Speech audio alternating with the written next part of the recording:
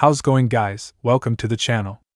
In this video we are gonna see, what if Naruto was the terror of the galaxy and built Harem in Mass Effect? Part 1. Huge shout out to NeonZangetsu for this story. If you wants to see awesome fanfiction like this, don't forget to subscribe. Now let's get into the video. At first all he knew was cold metal on his back and muffled voices. Then he became aware of shuffling footsteps, his shallow breathing, blood rushing in his ears, sweat beading upon his brow.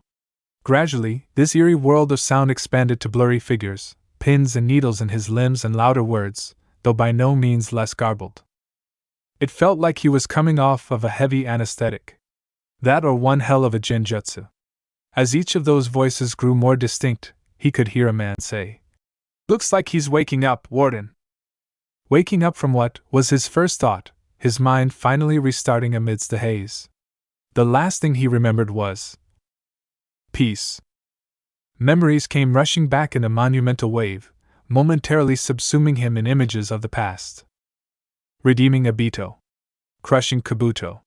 Obliterating Madara. Sealing away Kaguya within himself. Separating the Jubi back into its 9 halves for a second time after the arrogant Uchiha's interference. Recreating the 9 Biju once more. Reviving their respective Jinchuriki through use of the Rinnegan. Permitting them the impossible choice of reuniting with their partners or living their lives as normal human beings. Resigning himself to a life with her voice constantly in his head, her power constantly trying to take over his body, claim it as her own. A life devoid of the voice, the incessant whispers of Kurama. Peace. Yes, that was what it was called. What he had achieved. Hadn't he? Taking a society once feared around the world and repurposing it, new faces, new ideals, new everything. Breathing fresh life into the desiccated husk it had once been, resurrecting it, for the sole purpose of preserving that peace. What was the name of it again? He probed the darkest depths of his mind, seeking, searching, trying to remember it. Akatsuki? 10 years later, his people had happened upon a treasure trove of technology Prothean. As he would soon learn, and not 5 years later, they stumbled their way into the stars. He had been upon one of those very first vessels, and together with his crew, had reached what would later be known as Mass Relay. But something had gone wrong. Those things arrived. Terrible, horrible creatures, pouring out of them. He remembered in bits and pieces, sporadic events threatening to scar him once more. Jumping through the relay. Crashing. And that voice, that damned voice. "We are your salvation through destruction." That was where memory ended. Anger filled in the blanks. Clearly he'd landed somewhere. But where or even when was here? Satisfied that he at least wasn't an amnesiac, the man looked down, and what he saw there all but turned his spine to ice. What, in the 9 circles of hell? Why was he covered in shackles? Why couldn't he move his body? Why were his hands so charred? What the hell was he wearing? More importantly, why did his chest feel as though an elephant were sitting on it? He took a deep breath and felt the pressure alleviate somewhat, and his chakra flaring subtly beneath his restraints. The world came into its own then, suddenly aware of hair before his visage, those matted blonde tresses blotting out his vision for the smallest of seconds as he began to summon forth his power. That was when he saw the creature. He almost burst out laughing right then and there. It looked some sort of scaly, bipedal chicken. Little did he know that this was a Turian, and the situation in which he found himself was by no means a laughing matter.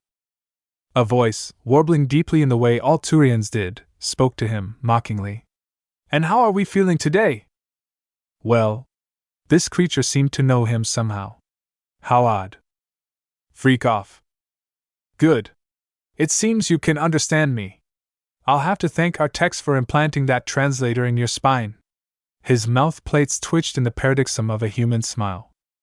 "Now that we can finally converse, I think you'll be happy to know, boy." At this point a soil-brown Turian with gold eyes and blue sun's armor stepped into focus, speaking to him. "That you are the second prisoner aboard the Purgatory deemed dangerous enough for the cryogenic unit. I'm sure the collectors will pay a handsome sum for you." "Cryo what? Collector who?" He froze in his groggy stirrings as the final words left the warden's beak. Why the hell was he aboard a prison ship? Was this creature an alien, or something? Had to be. No one in their right minds would create a jutsu like this. Mistaking this silliness for fear, the Turian in front of him chuckled and foolishly continued his little tirade. Don't worry too much, you're only on board until a proper buyer can be found. Oh, and you'll even have a cellmate too. Won't that be wonderful? The man blinked once in acknowledgement. Trapped he might be, but he wouldn't be a prisoner for long. I certainly hope so. A silken voice sulked in the back of his brain. You forget, so long as you remain trapped, then so do I. This is unacceptable. Escape at once. Oh, good. The blonde groaned as Kaguya made herself known for the first time in what felt like an eon. You're still here. How I've missed you. Sarcasm does not become you. He could just picture her pretty little scowl.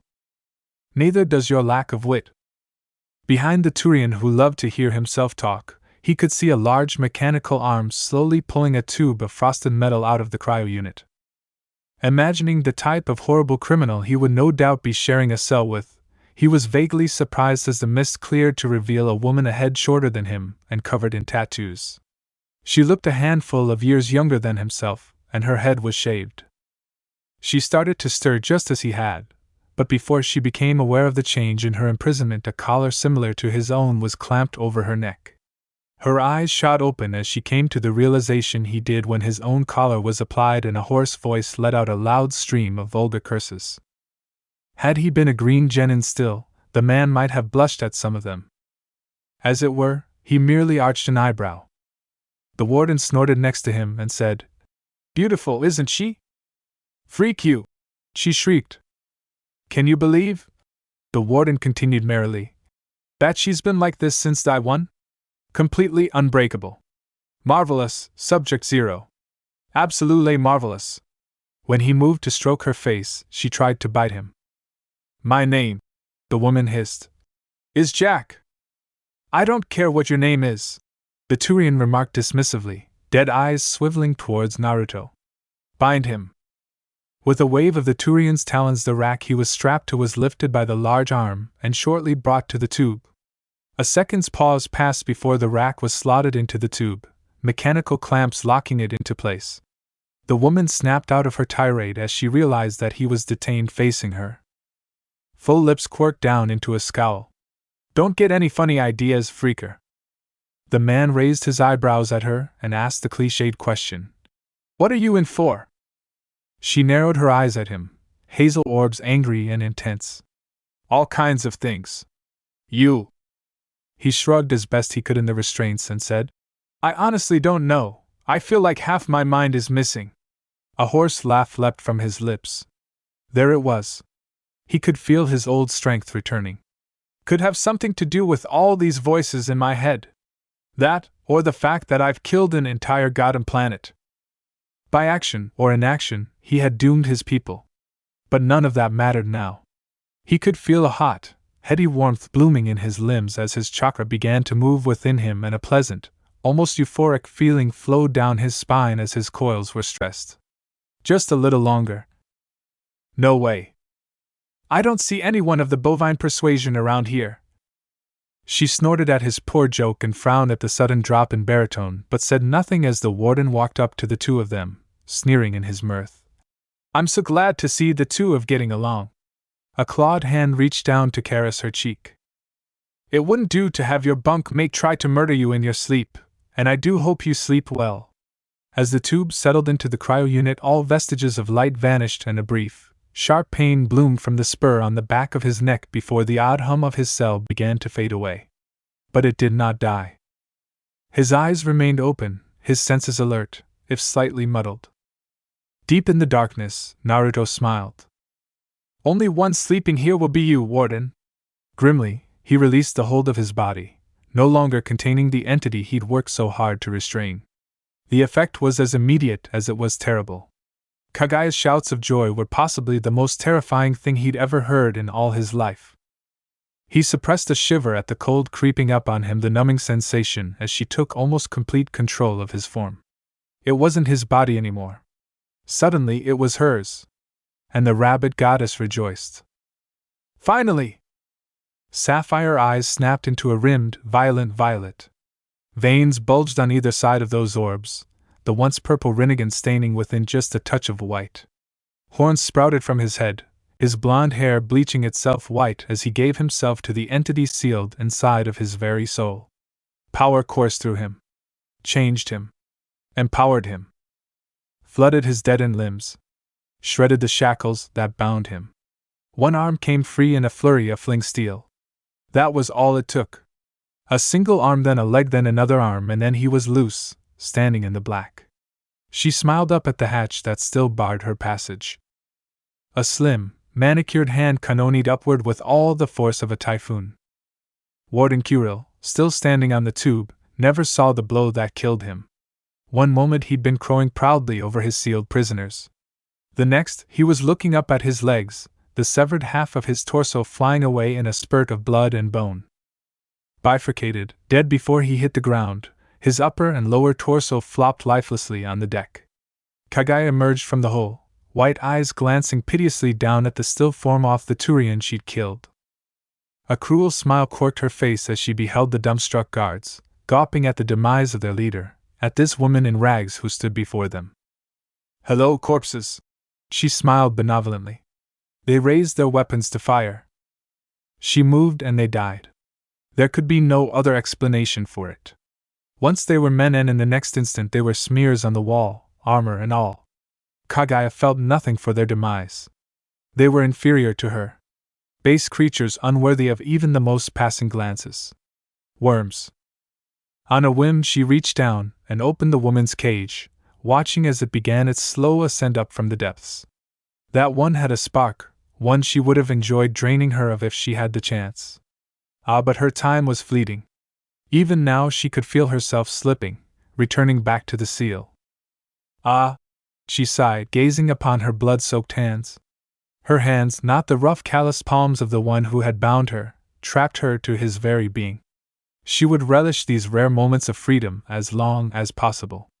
If only this were permanent! Kagaya used his mouth to smile, her silken voice emerging from his lips. Her lips. "If you'd just create a body for me, we wouldn't have to suffer like this." "Yeah, well, it isn't." His voice stabbed at her mind, once more reminding her who held the whip. "And I won't." Assuming control. "Now." Kagaya bent double, gasping as the change reversed itself. Male asserting itself over female once more. Bones restructured themselves, snapping and cracking. Horns shrank back into his scalp. Molten gold asserted its dominance over white, the long pale tresses shrinking until they were little more than bangs. By the time the fog had cleared and all six senses were her own, Jack found herself face to face with her cell mate. Her eyes instinctually narrowed in anger, only to widen when she saw his blood-spattered form standing tall and unbound. A low whistle carried past her lips, barely heard over his own hammering heart. "Holy moly, you really freaked them up. You noticed that too? I thought it was just me. You said you're Jack, right? Name's Naruto, by the way," he introduced, offering his hand. She stared at him in disbelief. "I can't shake your hand if I'm tied up, freaker." "Right." Naruto laughed and moved to unbind her. But before he could unlock anything more than the collar, she slapped his hands away. "I can do the rest myself," she grumbled. Impatiently he waited as she unbound herself, her small hands wresting themselves free from each shackle one by one. Unsurprisingly, she didn't thank him. Instead she stalked away, hurriedly rummaging amongst the corpses. When she came up with a shotgun, he finally grew weary of her silence. "Hey!" he shouted, grabbing hold of her shoulder. "What?" she growled, rounding on him. The shinobi was somehow reminded of a viper hissing defiance at some larger predator. "I just saved your ass. A thank you would be appreciated." Jack glowered at him for a long moment. A muscle jumped in her jaw. Then she flung Kuren's assault rifle at him. With fumbling fingers, he caught the large weapon. The red and black stock felt strange and alien in his grasp. Even as he looked down at it, he felt the first explosion. Jack had blown a hole in the nearby wall, thereby securing an escape. Almost immediately, dozens of alarms began blaring, deafeningly. Perhaps that was why she chose to grant his request. "Thanks," she muttered. An uneasy silence passed between the two of them. Finally, the tattooed convict gestured toward the hole. So, you ready to freak some things up? Naruto felt an old smile tear across his face at the idea of some much-needed payback. I was born ready! That was when it finally occurred to him. He had no idea how to fire a gun. Now what? He held up the rifle. How the hell do you use this thing? Jack facepalmed. Are you freaking kidding me? Ilium was not what Naruto had expected it to be. Then again, he wasn't entirely sure what he'd been expecting in the first place. He was still adapting to the alien idea of finding himself flung into a different universe by that relay, a new realm bordering on the strange and the obscure. And guns. Did he mention the guns? The assault rifle he'd liberated from the warden proved itself to be a might powerhouse in every sense, capable of mowing down entire squads with just a twitch of the trigger. Then there was the concept of ammunition. Shields. Tech attacks. Biotics. And pain. Lots of pain.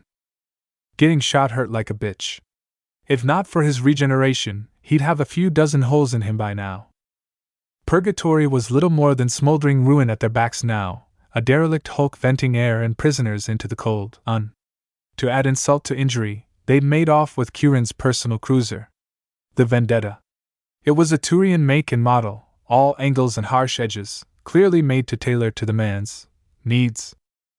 They couldn't eat a damn thing on board, but within their appropriated ride, they'd discovered a safe. When all was said and done, Naruto and Jack were each 10 million credits richer. Not a bad start for their grand getaway into the universe. He thought he'd seen another ship approach the wreckage just before their little vessel hit the relay, but he had no way of knowing whether or not his eyes were playing trickers on him. Regardless, he was a foreigner in a very foreign place.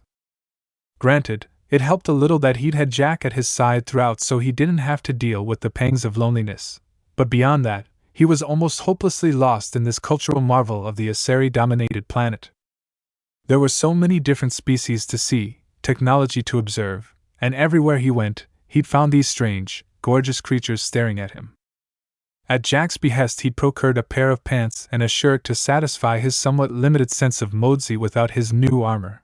But even so, he felt horribly overdressed as he gazed upon some of the scanty attire of the denizens of the spaceport. Heh! Her sudden laugh caught him unawares. In the last THRE days that he'd known Subject Zero, he didn't think her the sort to laugh.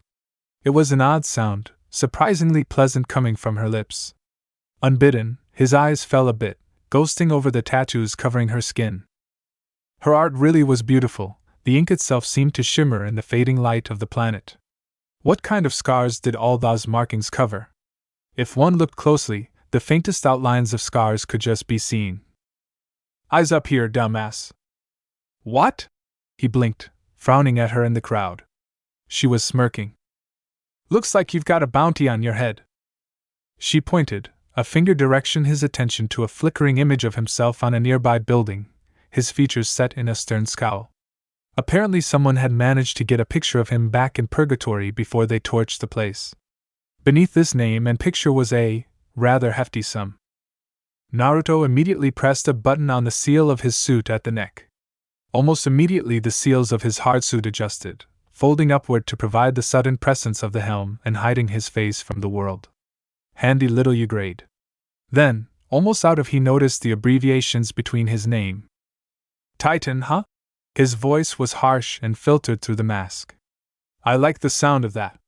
50,000 credits though, is that a lot? A lot less than mine, Jack replied smugly. Guess that means they'll grab you first, he joked. He considered elbowing her but decided against it. Jack wasn't big on physical contact. Unless it involved violence. She didn't hesitate to give him a shove. Fucker. You like it? He countered. A roll of the eyes. You like a lot of things, she snorted, changing the subject. Doesn't anything make you angry? Naruto considered it for a moment. He felt anger, of course, but he didn't let it move him. The closest thing he'd felt to it had been when those monstrous synthetics came pouring through the relay.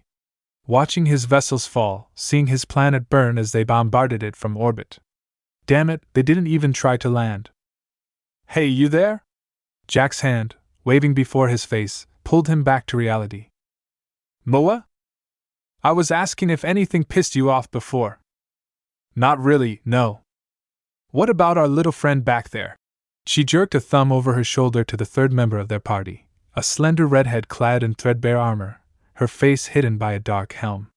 She's been following us like a little lost puppy since you busted her out. Naruto shifted and she was quick to catch it. Come on, you gotta be pissed after what that bastard did to her. Naruto let his eyes linger on the woman for a moment, as if to remind himself why he'd let her tag along in the first place. She's an exception. Right. In the hours they'd spent fighting through the prison to freedom, he'd gotten a crash course on life. But even the shock of waking up to a new and alien world couldn't have prepared him for what he and Jack had found deep in the bowels of the ship. In the warden's personal quarters. The guards had lots of credit. Lots of armor, too. He'd even stolen a set for himself and painted it orange and black, just for kicks. Yet what the grisly old bird had been hiding, secreted behind a false wall in his own dwelling, that blew the man's mind right back to the Stone Age. They'd looted it for supplies. And found something else altogether. Just thinking about it was enough to send a shiver shooting up his spine. Flashback. Heart pounding nearly out of his chest, he keyed open the door. Jack stood guard outside, shotgun at the ready. Who knew what manner of traps lay within? He knew she could have rushed off and ditched him, but for an odd reason he still didn't quite understand, she stuck around. He was glad for her company, crazed though it might be, but even that couldn't have prepared him for this. What in the blue hell? Naruto opened the door and stepped into a refrigerated blast of air. He holstered his weapon, suddenly aware of the chill in the air. He can see his breath. Feel it on his skin. A solitary desk and chair sit in the middle of the room. Located only a few feet behind, adjacent to the door itself, is a single, coffin-like pod with a translucent covers, stretching to the back of the room. There are tanks pumping gases and fluids into the pod. The cylinder sits on a vertical beds, tilted forward at about a 20-degree angle. His mind processes this quietly. A data pad sits on the desk in the middle of the room. Naruto walks to it and sets his newly procured helmet down. He picks the data pad up with a trembling hand. He schemes through the text. What he finds there sets his head spinning. It's a diary of sorts. And a grisly one at that. Entry 1. I've done it. Cerberus thought they were so smart, finding the commander's body. But they weren't. I found her first. I had no need of a corpse, so I left her there, on that blighted wasteland of Alchera. By the time I had realized the collectors were willing to pay for her shriveled body, the elusive man had already staked his claim. But it doesn't matter. All I needed was a single DNA sample from that mange corpse. And I have it. She will be perfect for what I have in mind. Entry 2. 19 failures. 19! I never thought it would be this difficult to clone one damn human. The real shepherd was a biotic. Devastatingly effective. The Ezo infusions will make this one twice the one she was, but perhaps they are the reasons the last batch turned out so deformed and insane. But not this one. She's coming along smoothly. No signs of deformity or psychosis. Biotics are off the charts. She'd put even the best of our cabals to shame. The techies have taken to calling her X20. I admit, the name sticks, and with all the tech we're grafting to her, she'll be virtually indestructible. Entry 3. X20 is improving smoothly. Thanks to a vat-grown program, she'll knows how to fight, run, breathe, talk, and kill all from the moment she leaves the tank. Nothing else. Her obedience will be unquestioning. I'll keep her as my own personal bodyguard, maybe a pet. Someone to do my dirty work once I've finally woken her up. But I've just had a thought. They say that the commander is back now. From the dead. Running with Cerberus no less. Now she's coming here for Jack. Maybe if we're to sell the real shepherd, I could live like a king. Then there's our more recent guest. He could be worth something too, if I gave him to the collectors. Well, it's food for thought, I suppose. Kirin. Kagaya mused, contemplative within his skull. Seems like someone was experimenting. Yeah, no kidding. So what are you going to do? About what? He frowned. About that. Naruto turned his gaze back to the pod. With mounting dread, he realizes that the pod contained a shape. A human shape. Oh dear sweet Kami. Numbly, his fingers find the release catch. It whisks open with a soft hiss, fog steaming forth to blind him. He draws the rifle, trains it on her, expecting an attack. What he finds there causes him to lower it. There is a human contained within a female. Naked as the day she was born. She's beautiful. Perfectly formed, she looks at him with intelligence. She is aware. Marvelously so. Dark auburn red hair frames a heart-shaped face from which bright green eyes turn to regard him, widening as he points his gun at it in disbelief. It stretches out an arm and utters a raspy mewling sound, pleading with him. No! It speaks to him in a soft voice. It tries to crawl out of the pod, tugging at the tubes holding it down. Naruto feels himself sway on his feet. He barely remembers where he is, aware only of the weakness in his legs. This thing is human. It's alive. It begs. Please! Naruto deliberates. This is a clone. Not like his. A living, breathing being of flesh. It lives. Killing it might be a mercy. Or it might not. Does this woman X20 even deserve to live? He considers it for a moment, remembering all he said and did as the leader of his people, his planet. Never leaving a man behind until those things came. Had he changed? No. I won't kill her. He holsters his weapon, and instead reaches down for the tubes tied into her arms and legs. His hands fumble at the restraints, hoping that they won't do any permanent damage. I'm going to get you out of here, he says at last. Her eyes glisten with tears. When she speaks again, her voice is stronger, if only slightly. Thank you? You can thank me later. A few tugs and the tubes come free with a wet pop, leaving large, gaping holes in her flesh. The woman cries out. He cringes. Then, to his amazement, those holes begin to close. This woman, this clone of Shepherd, whoever that is, possesses a regeneration factor that rivals his own. She blinks slowly, amazement flickering across her visage. Slowly, carefully, she steps out of the pod, her bare feet stumbling on the cold metal floor. She stumbled and fell, his arms there to steady there. Hey, easy there. Then the door opened. Hey, you find any what the fuck? Naruto started slightly at Jack's shout. X20 jumped. But not so much as what came next. Who the hell are you? The convict demanded. She looked at them with those big, green eyes, filled with so much confusion. I don't know. End flashback. In the end, they called her Jody. Jody Shepherd. The clones seemed to like that. Having a name meant she had an identity. She wasn't just some test tube clone. Not X20. She didn't need to know she was a clone of perhaps one of the most badass humans to ever have lived, and died if the rumors were to be believed, that her face was known halfway across the extranet. And that was just according to Jack. Naruto didn't know a damn thing about this Commander Shepherd, only that he felt immensely sorry for the young woman who'd fallen under his care to look after. Where are we going? Naruto started slightly. Jody. He'd nearly forgotten she was there. Bright green eyes met his blue, her head cocked aside quizzically. She'd removed the helmet when he wasn't looking. Willful, this one.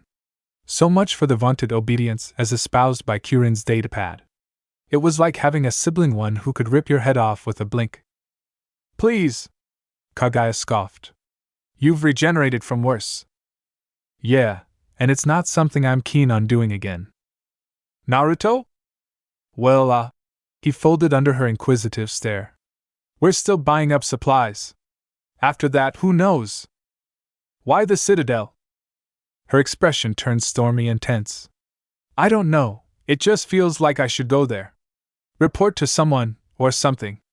She pushed a hand against her head as though fighting off a migraine. Everything's just jumbled up. I can't think straight. Naruto mentally raised an eyebrow. Did she have the memories of the original? Was that even possible? Not in his day and age. Even with the technological advancements his people had made, they hadn't been able to produce an exact duplicate of an individual, not down to the memories. Jack rolled her eyes. Pussy. Jody bristled. Take that back. You gonna make me? Yes. The convict barked a laugh, her eyes shining at the promise of a fight. Well, shit. Look who took their balls out of their purse. Hey! Naruto thrust himself between the two biotics with a growl. That's enough. Both of you. We're in this together, remember? We've helped each other get out of purgatory. I'm not going to let an argument tear us apart, not over something like this. Even with his helmet on, he was more than capable of persuading even the most stubborn of individuals. He didn't doubt that he'd be able to talk two angry women who could all but manipulate dark matter down from their tempers. And sure enough, they relented. Whatever you say, boss man. Jack raised her hands in defeat. Just don't expect to bail this bitch out of a fight. Jody made a face. Wouldn't want you to. She was right though, she'd been clinging to him like a shadow ever since they'd gotten out of purgatory. It was kinda cute really. They'd discovered she was an able shot with a pistol and her biotics. Well, suffice it to say Jack wasn't going to tease her again after she'd turned that last guard inside out. For someone with so much power, such skill, the clone was very much like a human child. Always watching. Learning. Listening. Someone brimming with pent-up energy, capable of doing so much good, yet also more than able to do catastrophic damage to every and anyone who dared to stand in their way. All right then. He clapped his hands, eager to dissolve the tension. Let's get back to shopping. Sure. Jody chirped happily. Jack groaned. Fine, but you're buying me that new shotgun. Deado. They ended up wandering the market for the next 3 hours, picking up arms, weapons, supplies, and all manner of other things. And food. Definitely food. But to Naruto's dismay, there was no ramen to be found. Not even a single noodle. Oh, they had all manner of exotic dishes he'd never tried before, but there was none of his favorite broth anywhere to be seen. Surely their worlds weren't that different. Yet it seemed they just might be, for stop after his stop, none of his delightful food stuff was to be found. Oh come on, he muttered, helmet folding down into his suit to reveal the extent of his displeasure, blue eyes leering into the hologram as though he could somehow make it manifest. Why is there no ramen? This is the 5th one. Whirling away without a word, he stormed off towards another kiosk, all too certain that he'd be denied yet again. Sure enough, he was. Oh, fuck me. Where is the ramen? I'm starving here. It's not funny, Jack. Jerking back in the direction of her laughter, he spun. And he slammed headlong into someone. Sorry, he muttered, cheeks heating up as his hands ghosted somewhere where they shouldn't be. He caught sight of a deep red outfit and beautiful blue skin. I didn't mean to shit. He hissed immediately as a pistol pressed against his stomach. Hey, easy now, no need to shoot. He raised a hand, and then the other, silently channeling chakra into his palms in preparation as he raised his gaze. I didn't mean to bump into you. It's my bad. Really well. Blue eyes met blue. My name is Samara, the woman began slowly. I am seeking a wanted fugitive. You are impeding my investigation and have laid hands upon me. Identify yourself. In his peripherals he could see the rest of the crowd all but scattering, terrified at the sudden appearance of the armed assassin. Where the hell were Jack and Jody? Whoa now, the name's Naruto. I didn't mean to touch anything. Already he could feel the beginnings of a frown plucking at his visage. It would be child's play to blast her away with a bit of wind chakra, but he chose the peaceful route instead. Come on now, we can work this out. Be that as it may, your hands did wander. Fuck. Somewhere out of sight, Jack hissed. Naruto swore. Damn it, why'd you have to run into a Justicar? No, this definitely wasn't what Naruto had expected of the Asari when he'd first heard of them. Neither was a Justicar. Yeah, he sighed. I get that a lot. Look, I'm not trying to pick a fight. I am Dash. So can we please put the gun away and discuss this like civilized beings? Pretty please? With ramen on top? There was a tense moment of silence between them. Finally, the Asari nodded and holstered her pistol. Very well. Thank you. But I would have you answer me a question first. Sure? Why not?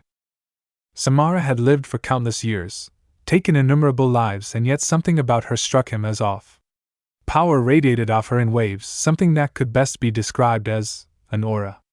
There was a presence to her that could only be defined as a subtle sense of regality, as though she were a queen walking among common peasants.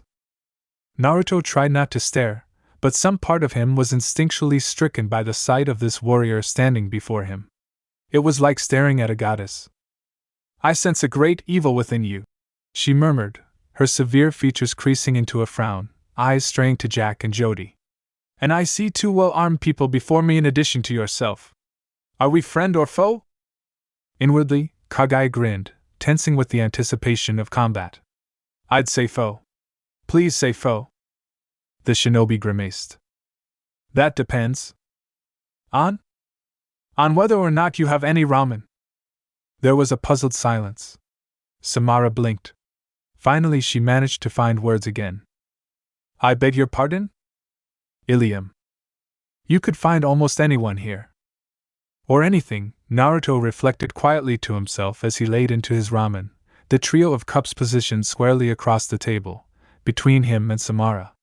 The Justicar had taken his words a tad little too literally. Instead of shooting him, she'd brought him to the one place on Ilium that did, in fact, serve this delectable treat.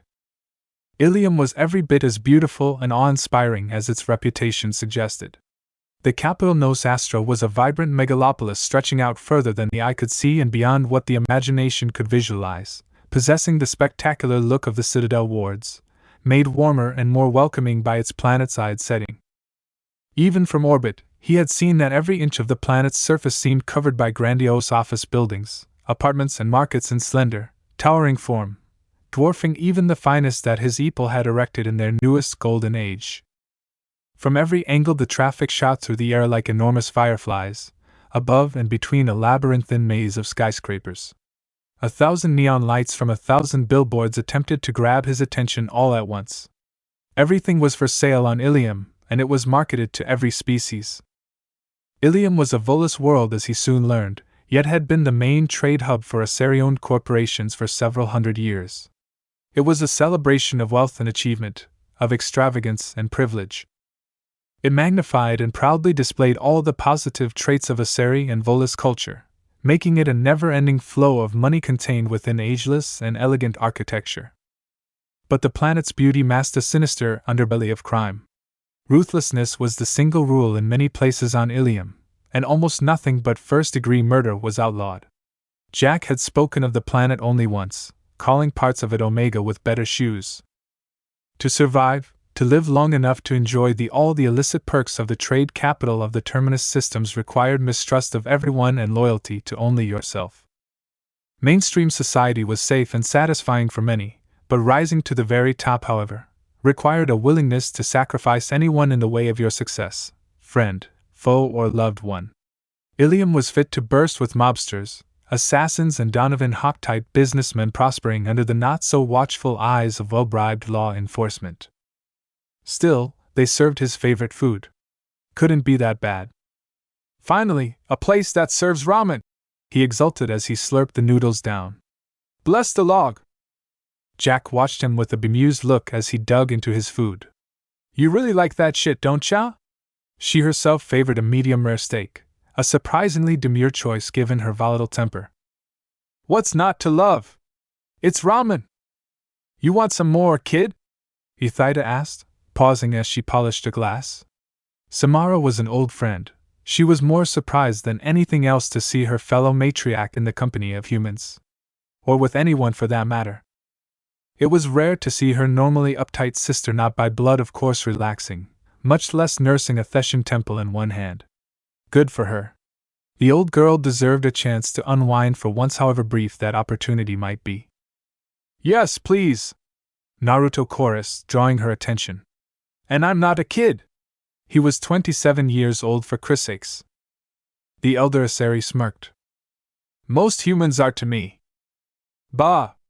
Naruto stuck out his tongue in childish defiance, indirectly proving her point.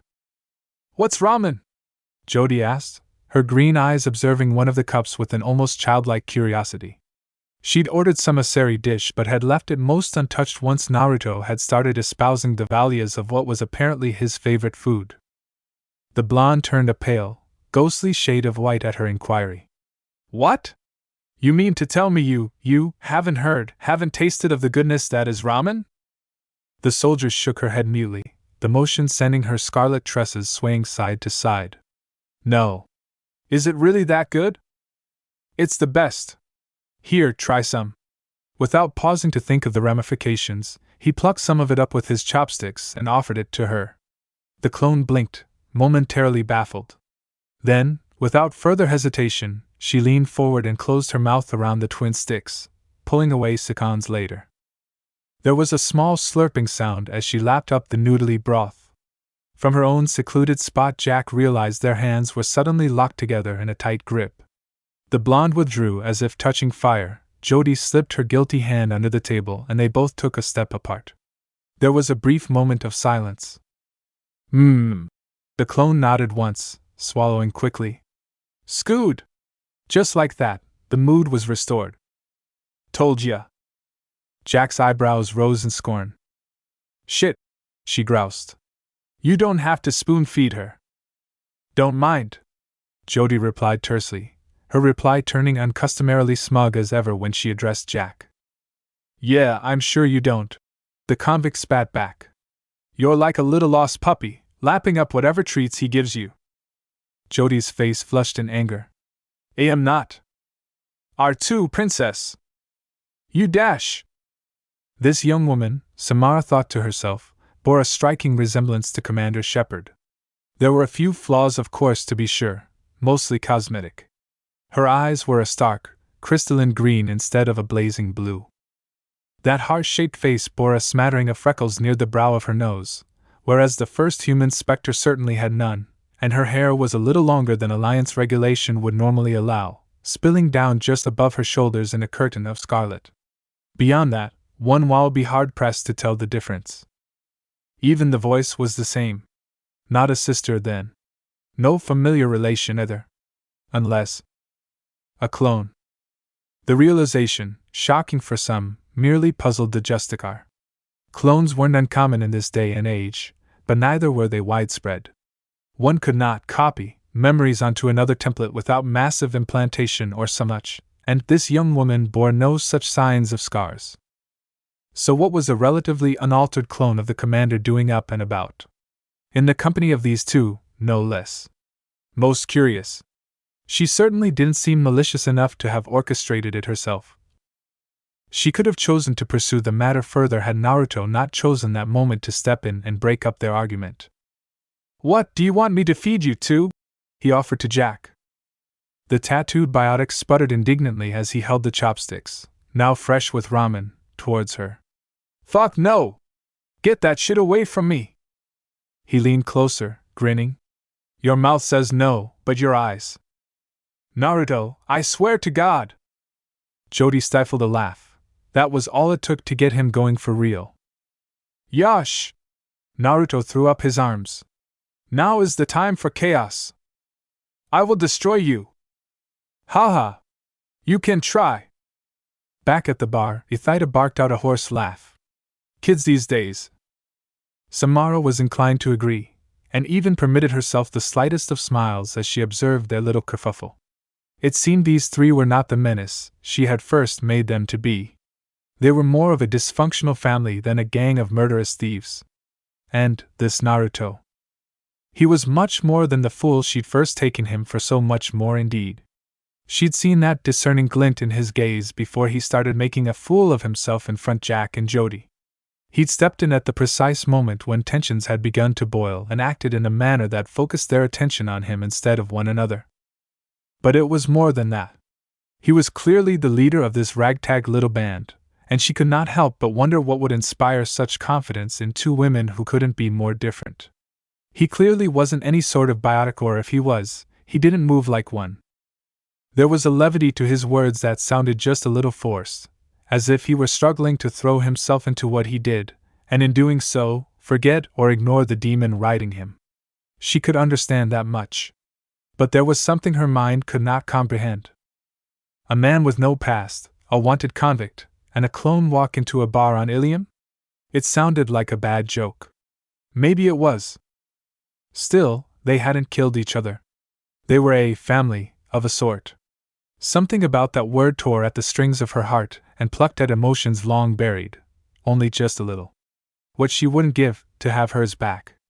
Watching these three reminded the matriarch of her maiden days, when she would dance or fight or party the nights away. A simpler time. One long since past. A frown drew down at the corners of her mouth as she thought of this. She shifted in her seat, suddenly restless. Why did she tarry here? Morinth was somewhere here on this planet, and for every moment she spent sitting at this table, her eldest grew further and further away. She needed to find her eldest before she smuggled herself off-world or worse, found another victim. Knowing Morinth, it was only a matter of time. Steely resolve galvanized Samara. No. She would not allow her to slip away, not this time. Not when she was so close. Enough time had been wasted here already. Stiffly, she rose from the table. Naruto paused in what he was doing, his eyes following her. She knew what he was going to ask almost before the question even left his lips. Leaving already? In that instant, Samara ached to tell him 1,000 different things, all of them lies. Instead, she told him the truth. I must continue my hunt. She wasn't expecting him to rise after her. And she certainly wasn't prepared for his hand to clamp down onto her wrist like a Varan's jaw. Incredulously, she glanced down at the offending appendage and was alarmed to find that she could not break free. Even with her biotics. Such strength. A small part of her marveled at it. The rest of her became distinctly uncomfortable. Out of the corner of her eye she was aware of the clone, all but watching her like a hawk, ready to move if she tried to hurt the blonde. Devoted, this one. Release me, she said. Hey now, wait just a second. His tone was placating, soothing. This fugitive of yours, just how do you plan to find her? Behind them, Jack groaned. Here we fucking go again. By whatever means necessary, Samara answered, tacitly ignoring her fellow biotic. A thought occurred to her then. I must stop her before she kills again. His ice blue eyes strayed down to the hands still locked onto her wrist. Will you attempt to stop me? Remarkably, he let go. You treated me to ramen. All she got was a shrug. And you're hunting a murderer. Can't be all that bad. A simplistic view. The words escaped her mouth before she could think to take them back. His lips curled in a roguish grin. It served me well enough in the past. Which brings me to the next thing. He bowed, deep and low at the waist, as his people did in respect to others. We would be honored to assist you in your search, Samara-san. Jack scowled, a piece of steak still clenched in her teeth, one she now swallowed. We would? Yes, we would. Naruto snapped, earning a scowl from the convict. His eyes cut to the third member of their party. Wouldn't we, Jody? The clone inclined her head in a short nod and mirrored the motion. Yes. Hello? Don't I get a say in this? Nope, they chorused. A rare emotion crossed Samara's visage. Surprise. Then humility. I confess it has been some time since I have traveled with a company of honorable heroes, she admitted. I normally work alone. There was a peace that came with loneliness. A solitude that allowed her to remain focused, fixated on her target and nothing else. To work with others promised only distraction, yet. Surely they could help her in her task? Well, I can't vouch for Jack. Hey! But Jody and I are pretty honorable. Something an old friend told me, Naruto said. He stepped out into the downpour, and his scalp was instantly drenched. Curse the darkness all you like, but you'd better pack a fucking flamethrower. He gave a short, rough laugh and turned back to his console. But that's the thing. I'm a shinobi. And a shinobi is a tool. A hammer can degrade, a hammer can decay, but hell, it can still be repaired, It can still improve. If you throw it away the minute it starts to show wear, then you might as well throw away all the good it can do as well. The pain in his head had sharpened to the point of a needle, but it was good pain, bright and clear, hard and clean, like a blade of transparent aluminium running gently across his mind, and suddenly everything was wonderfully, lucidly clear. Hey, how bad can it be? Bad. Very bad. Naruto was no stranger to gunfights by this point, but even he was prepared for the raw ferocity with which Eclipse mercenaries fought. He'd fought Turians and Batarians and even some humans on Purgatory, but Asari were vicious when it came to close-quarters combat. The girls had their biotics and berries, of course, but all he had was his assault rifle, a mediocre shield generator, and his own skills. Not to mention Kaguya. But using her would have been overkill against a few alien women. Vicious little things. His arms pumped and strained wildly as he grappled with a huntress, his chakra-honed hands struggling to find purchase on her slim frame. She spat curses and profanities at him, their harsh words dully ignored as he struck out at her time and time again. Worthless human, she called him. Weak. All that changed when he got his hands around her throat. Then she started begging. He ignored her. Squeezed. In the end, even the most honed of Asari reflexes couldn't stand up to the assassination skills of a shinobi. For all the difference in appearance, the aliens proved just as fragile as any human being. Their necks broke easily, the center of their stomachs proved a fair weakness for even the softest of blows. Eyes were easy to gouge out. Between the four of them, the Eclipse sisters were dispatched most ruthlessly. Hard to believe such beautiful creatures could be capable of such unmitigated cruelty, Naruto mused. Well, that was fun, Jack croaked.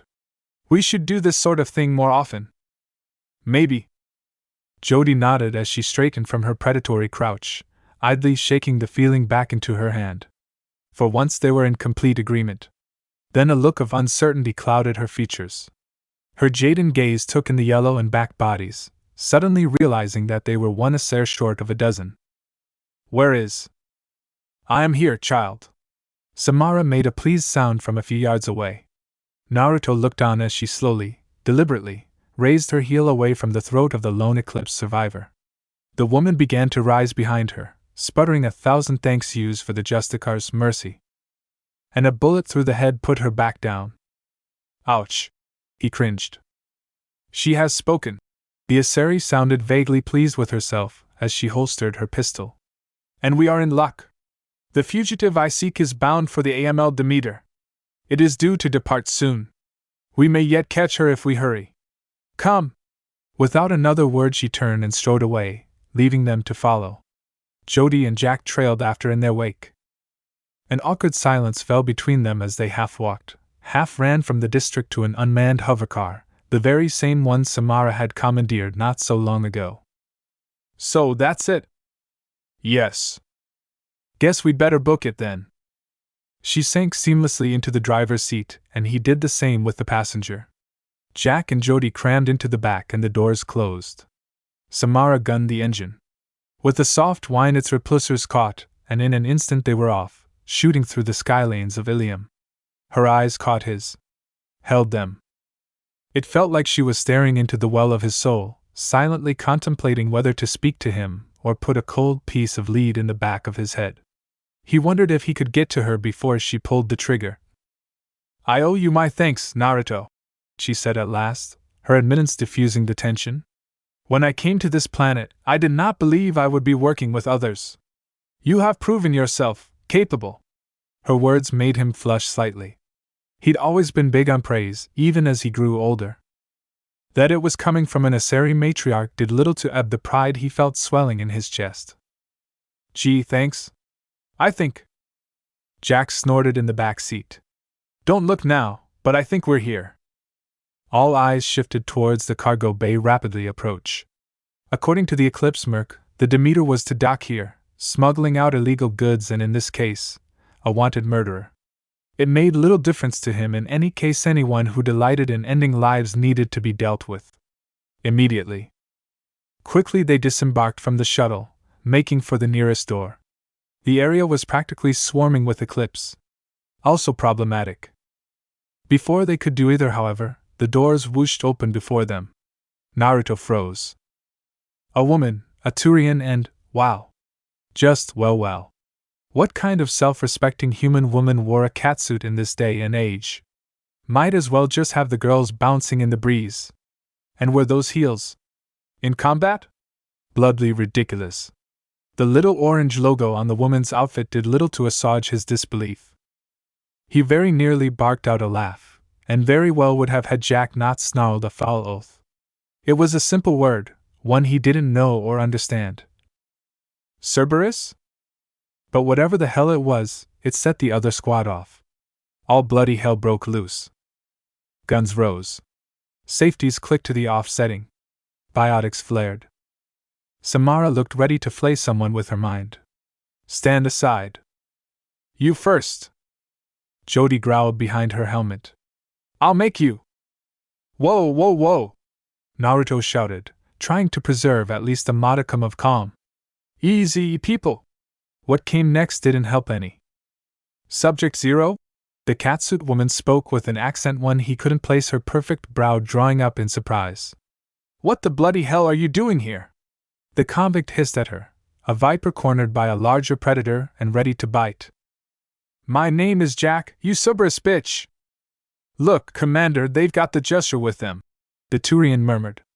Ideas? Great, he grumbled. More small fry. The harsh click of a loaded gun filled his ears. There was a silence, as though the trio were wondering whether they were friend or foe. Naruto sighed. What, did we miss the party or something? Mind putting those guns away? One wisecrack one, and a single glance at his mercenary armor instantly made him foe in their eyes. Now he had a freaking shotgun pointed at his face. Well, that escalated quickly. So you're the one sabotaging our mission? The leader, a woman whose face remained sheltered behind an N7 helmet, growled out. She sounded absolutely livid, her voice vibrating with barely controlled anger. Just who the hell do you think you are? Do you have any idea what's at stake here? Well, the name's Naruto. I love ramen, noodles, broth, and I have idea what you're talking about. Okay, hotshot. Any last words? Violence it was, then. Just one. He sighed, raising his hands. Why such a big shotgun? His lips twitched as she stilled. Trying to compensate for something? Jack snickered softly. But wait, you're a woman, so? Her only response was a furious shriek. Naruto twisted aside, feeling a warm fist shoot across his face as her shotgun discharged, the bullets shooting past his whiskered cheek with less than an inch to spar. Then he was focused on twirling out of the way, his skin standing on end as a powerful biotic shockwave shot past him and caromed into a series of crates. In the same instant, Jack and Jody struck together as one, a concussive wave of biotic force all but flattening the Turian and human woman to the ground. They'd live. Hopefully. In the corner of his eye, he saw the N7 woman drawing a bead on him again. Without thinking, he instinctually thrust a fist forwards, a column of air pistoning out from his outstretched hand. Unprepared for this unseen assault, the human woman didn't have time to brace herself. She could only cry out as a wall of wind picked her up and slammed her into the nearest wall with all the force of a small atom bomb. The impact knocked her helmet askew/free, sending dark red hair glistening in the fading light of the citadel. She glared at him, her bright eyes shining blearily in the dark, boring into his own. Then she slumped, spilling, taking her. Blue eyes bulged. Her face. It was Jody's face. Shit! Jack muttered. Is that? Yeah. Jody removed her helmet. Her complexion was positively pallid. Why does she look like me?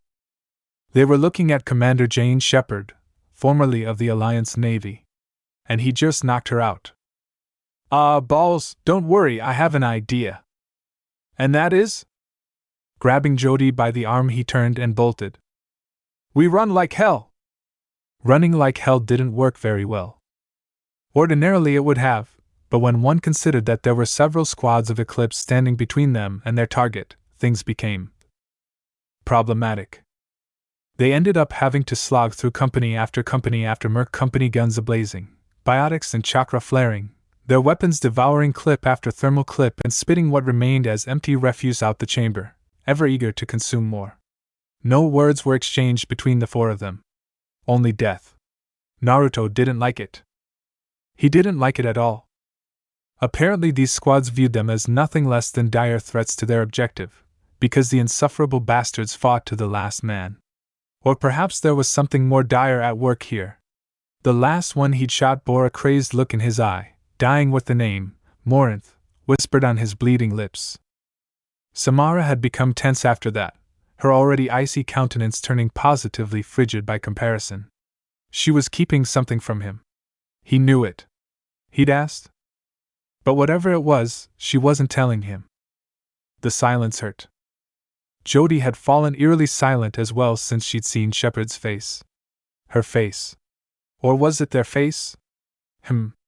Oh. Bad brain. Focus. He bitch-slapped his mind back onto track, blue eyes focusing on the clone Jody, once more. Her eyes looked hollow. Empty even. She was still perfectly capable of ripping a man's skull off with a biotic blink, but beyond that she made no effort to speak. Jack wasn't talking either, preferring ample use of her shotgun and biotics to making idle conversation. And with each second of silence, Naruto seethed. The encounter with the renegade shepherd she certainly struck high, as one seemed to have put a wall up between him and his squad. What had once been affable, if slightly volatile group, was now cold and hard. Distant and distracted. And when you were distracted you made mistakes. But this was worse than that. He simply couldn't take the silence. I rather like it, actually. Kagaya mused in his mind's eye. He could see her running a slender finger along the curve of her full lips. It's quiet. Yeah, well, I sure as hell hate it. By the time they'd cut a swathe through them and reached what he prayed was the final elevator, the tension had become unbearable. He ached to speak with someone, anyone. To dissolve this nameless tension that had sprung up between them. In the end, Naruto waited until they were all firmly within the elevator before he made his move, impatiently biding his time. They passed several floors in a rush, then he finally deemed it was time. Time to talk. All right, enough. The three women started in surprise, staggering now at his hand smashed into the emergency stop, grinding the elevator a violent halt. Naruto, what are you? You, he began, rounding on Samara, are going to me what the deal with this criminal is. Now. Or so help me God, I will sabotage this elevator like nothing you've ever seen. His words resonated through the confines of the tiny cabin that was their momentary coffin. No more stabs in the dark. Answers. Now. Hearing those words, staring into those milky white eyes, Kagaya's eyes produced an interesting reaction. The Justicar. She flinched. The Asari paused, her mouth working as though she just tasted something incredibly foul. She actually seemed to be at a loss for words when faced with those blazing white eyes. She that is Morinth, she is my eldest daughter. An Artityakshi. I will not ask if you know what that means, only that she is an incredibly dangerous woman and must be stopped at all costs. She corrupts her victims, seduces them, sways them until they are nothing more than puppets to her will. And when they meld, she consumes them, burning out their nervous system and growing stronger from it. The words had come in a rush, and now they ended. Naruto blinked. Shit! I didn't know it was that bad. Part of him was tempted to apologize, but he knew in his heart that no words would ever change the pain. This is difficult for me to discuss. I am sorry if my silence offended. Was that so hard? His gaze settled on Jack. Don't you go all psychoanalyzing on me, buddy. The convict hissed, her voice caught trapped somewhere between a snarl and a growl. But yeah, I've got beef with Cerberus. Bastards tortured and drugged me when I was a kid. That's all you need to know. I see 'em, I kill 'em. Simple as that. And when I find the ones that did this to me. Those dark eyes narrowed hatefully, shining with foul purpose. The galaxy's gonna be missing some really nasty people. Got a problem with that? Naruto recalled the squad they'd wasted. The woman in the catsuit. That icon. Shepard. She was with this Cerberus organization, a group that performed experiments on kids? Any respect he might have had for the woman evaporated in an instant. Jack wanted to kill a few of those bastards? He'd hold them down while she pulled the trigger. I'm surprisingly alright with that. Well, shit. She actually sounded surprised to hear those words, the Mass Effect field engulfing her hand having all but vanished by now. Maybe I won't tear you a new one after all. Finally, his attention fell to Jody. Her silence was perhaps the most painful of all. He didn't need the Byakugan to see the tension in her shoulders, the way she nervously chewed at her lower lip as his eyes settled upon her. Just looking at her reminded him of a kicked puppy. Poor thing. Jody didn't know what was going on. Didn't understand. And how could she? Someone was wearing her face. She didn't know that it was the other way around, that she was an incredibly powerful clone who, through means Naruto himself didn't quite understand, appeared to most, if not all, the memories of the original. Jody didn't know any of that. If anything, she looked like she needed a hug. But he doubted she'd react all that well to physical affection right now. And as for you, his voice softened as he beheld her. You are your own person. Hey. She tried to turn away, to which he cupped her cheek and turned her face back to him. Listen to me. You're you, Jody. No matter what anyone else says, or what we found you in that old pod or anything else. You have thoughts, feelings, emotions. You think. You're real. You exist. Those thoughts? Those feelings? They belong to you. Nothing can take them away, not in a million years. And if anyone tries, I'll cut their balls off and sell them to a Krogan. He finished, making his voice as intimidating as he could possibly hope it to be. It worked. Jody lowered her gaze until she was staring firmly at her boots. Her cheeks were a bright red, the warmth of her face burning into his battered glove like a small heartbeat. Thank you, she said in a tiny voice. Belatedly, he realized her cheek was still resting in his palm. An awkward silence, even longer stronger than the last, seemed to fall over them. Finally, Naruto managed to salvage the situation with a half-heart smile one he didn't entirely feel. It's what I do. Great, Jack quipped. Happy feely time is over. Now can we get this show on the road? The Demeter's due to depart in less than 5 minutes, Samara informed. Call the car to our position, then. Satisfied that all was as it should be once more, he slapped the controls again, and they shot upward once more. It's a trap, Kaguya sang softly in his mind as they rose to what she believed was almost certain doom. It's definitely a trap. This is precisely the sort of thing my followers and I had to worry about when the world started to fear me. She sounded almost nostalgic, the wistful emotion momentarily obscuring her ever-haughty tone. So unnatural was it for her that, for perhaps the first time in decades, he dared to ask her a question. I didn't know you had followers? There was a stoic, stony silence. When at last she spoke again, the woman's voice was surprisingly soft. Not anymore. Naruto blinked. He forgot sometimes that Kaguya had been human once, just like him, before she'd eaten that fruit. Before no. Bad. Traitorous thoughts. Pluck them out. The basic electronic display over the elevator suddenly chimed, indicating the floor they'd reached was the one they'd sought. Lit up in a bright 25, with a quiet ding. Naruto pushed himself away from the wall and stepped in front of the doors, waiting for them to open as the rabbit goddess voice blaring inside his head roared into its third chorus. Called it! They opened. 7 armored Eclipse soldiers and an emissary stood just outside, doubtlessly waiting for the doors to open, and although he couldn't see their eyes within their helmets, he had no doubt whatsoever that they were all staring at him. The look on the blue alien's face, however, was decidedly mixed. Shock came first, then suspicion, followed by something pure murder. She yanked, pulling someone out of sight towards her. His eyes tracked with the motion, realizing right away that the situation had become complicated. It was a girl. She looked suspiciously like that other woman. And yet not. But was that a corpse? Who might that be, cooling at their feet? Very complicated. You'll never take her alive, bastard! Alive? They weren't here for her. Whoever she was? Let me go! The girl cried, her large dark eyes shooting down to the stiff body that no one seemed to notice. Her tan face went pale. You shot him! You shot Niket? Ah, hell. And here comes the hero complex. For maybe a quarter half of a second nobody else moved, immobilized by surprise, and then Naruto struck.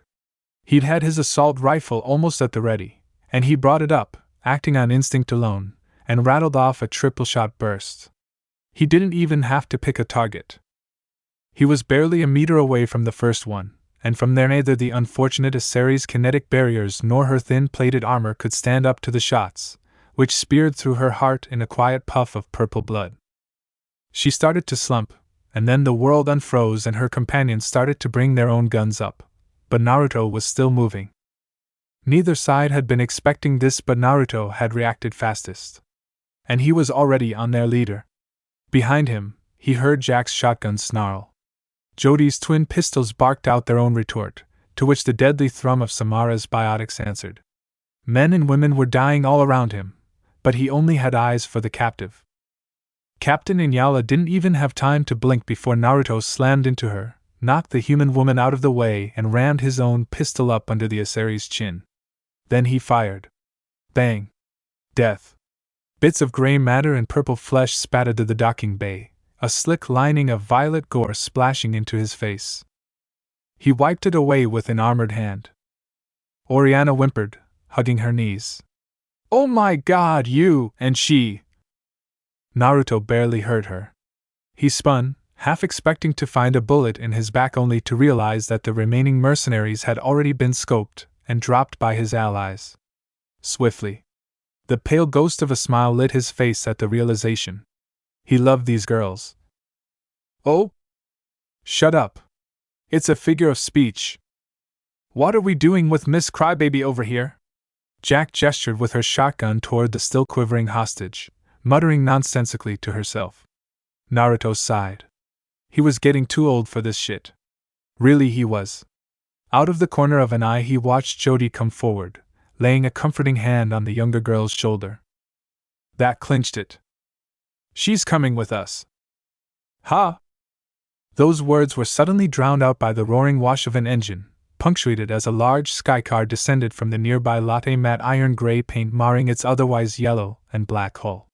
Ugly little thing. Out of the corner of his eye saw what looked like a tiny glint of metal in his eye. A necklace, a locket really, had been draped across one of the nearby containers. Someone was probably missing that thing, he mused. Without thinking the matter over further, he snatched it up. I have secured the captain's car, Samara called, holding her stomach. When had she been shot? Weakly, as though she were afraid its contents might come spilling out. Beneath the limp limb he could see a coat of Medigel, already working to clot the wound. We must make haste. The Demeter has already departed. She limped into the back seats and Jody came barreling in after her, dragging a still shocked Oriana by an arm. Jack slammed into the driver's seat without hesitation. Naruto slipped into the passenger seat. Go, go, go! Then, almost mercifully, it started to rain. Somehow, Kagaya took a dry humor in it. Let there be rain. Oh, shut up, Naruto groused as they lifted off. And all bloody hell broke loose. Eclipse? Why is it always sodding eclipse? Hit shit shit shit shit shit shit. Jack was shouting, the car weaving wildly to and fro as she fought for control. Most of the right front side of the car had gone, ripped away by the main impact of the missile, leaving a smoking hole that looked out on the Ilium Starline. The right-hand door had gone too, leaving the whole side open to the air.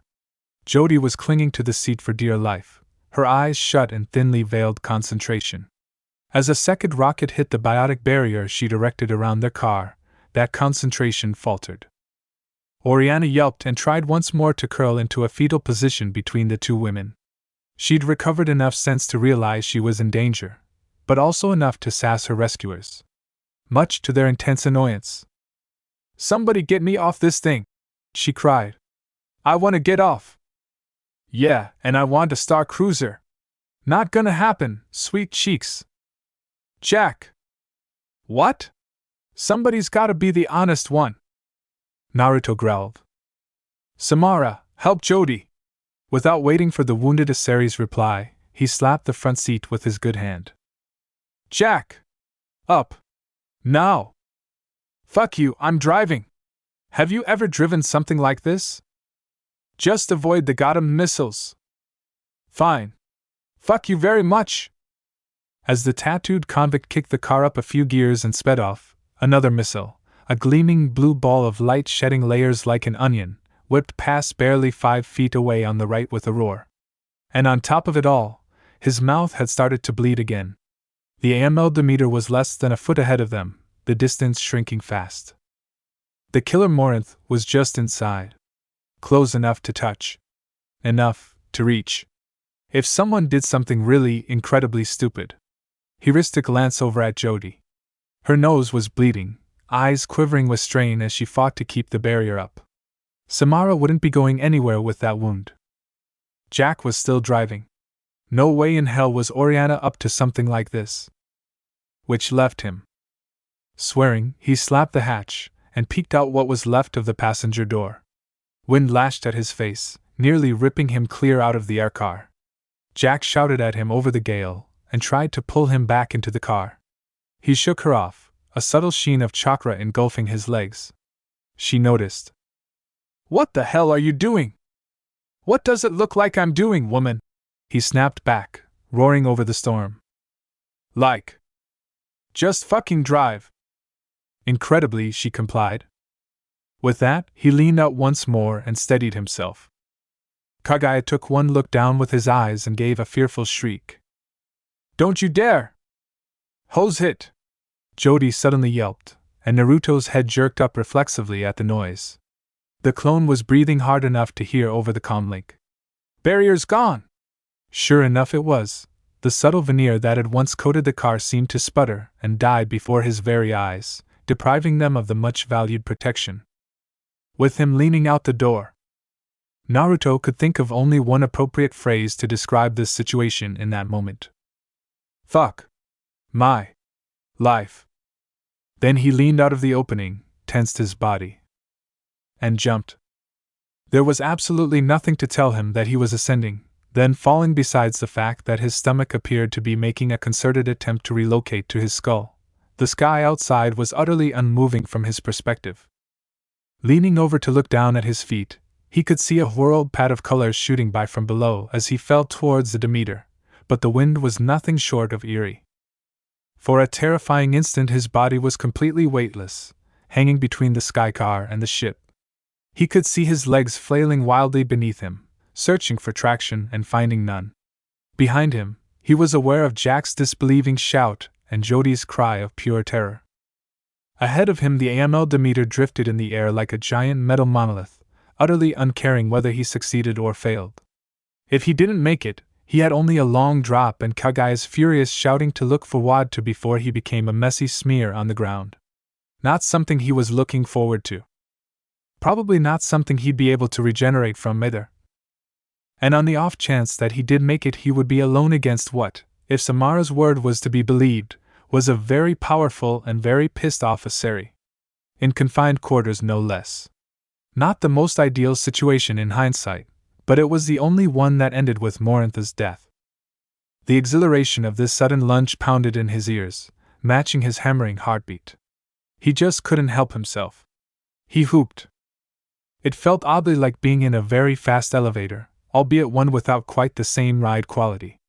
The wind was roaring fiercely in his ears, but somehow his jump was kept level, so rather than let it fall wildly, he arced back at the Demeter like an arrow loosed from a bow. It wasn't as bad as he'd expected. It didn't change the fact that he was still falling from almost a mile up with absolutely no way to catch himself, but it was something. And something was certainly better than nothing. It suddenly occurred to Naruto that he had no way of breaking his fall regardless whether he made it or not was irrelevant. It was still going to hurt. And it did. Clunk. In that instant, all of his being focused on stifling the shout that threatened to come roaring out of his throat. His shoulder collided violently with the hull as he rolled, popping out then back in again as he clamped down to the hardened metal carapace. Ow! 1,000 times. Ow! Almost immediately the winds tried to peel him off and fling him back, but he glued himself to its shell like a spider with chakra. All around him he could hear the air rushing by, the occasional discharge of the ship's shields crackling around him, leaving standing his hair on end. If the pilot was at all aware of an unwanted guest clinging to his ship, he certainly didn't seem to be aware of it.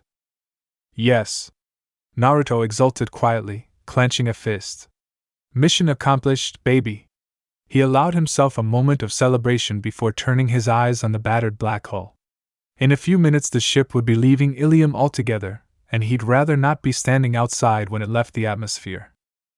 Channeling chakra to his boots, he darted across the hull, searching for a point of entry. A hatch.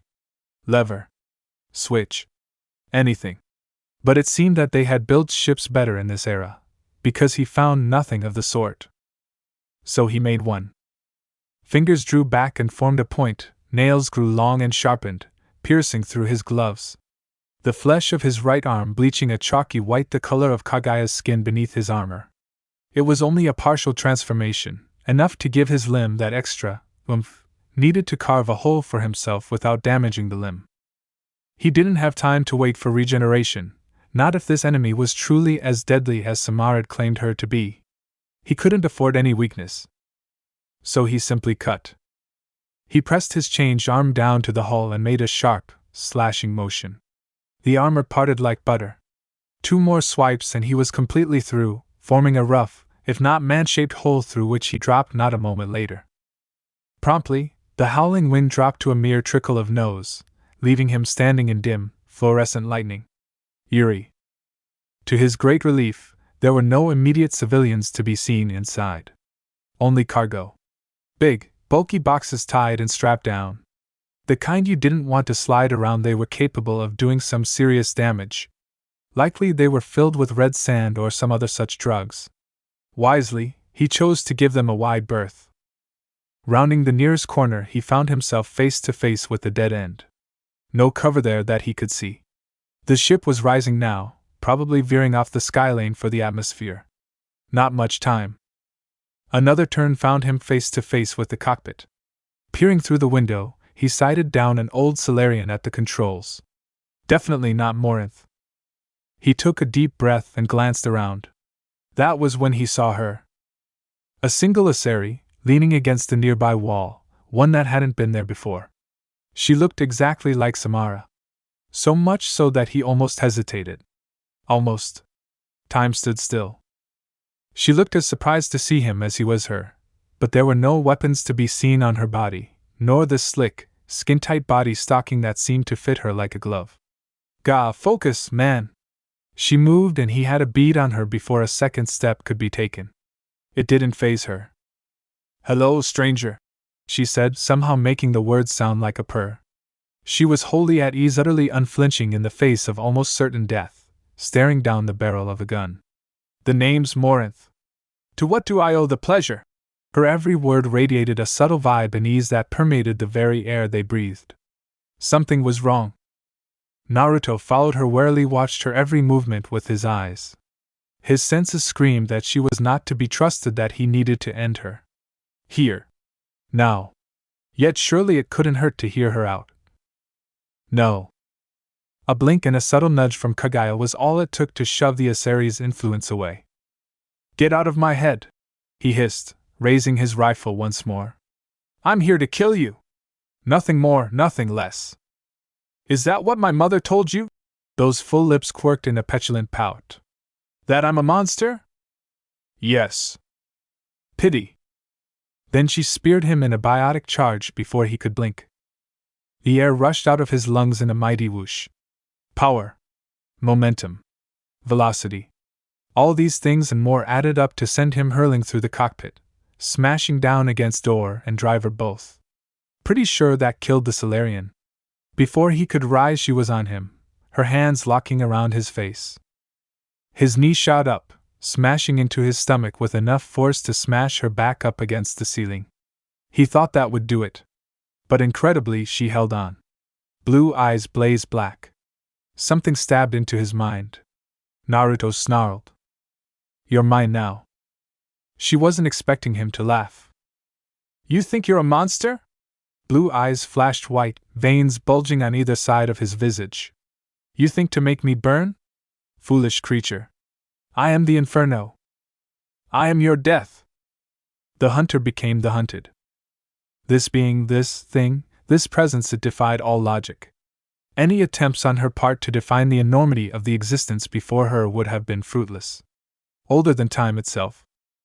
She was but a speck before her, could no sooner quantify who or what or why it was, only that it existed and there was nothing she could do, and oh goddess, what had she done?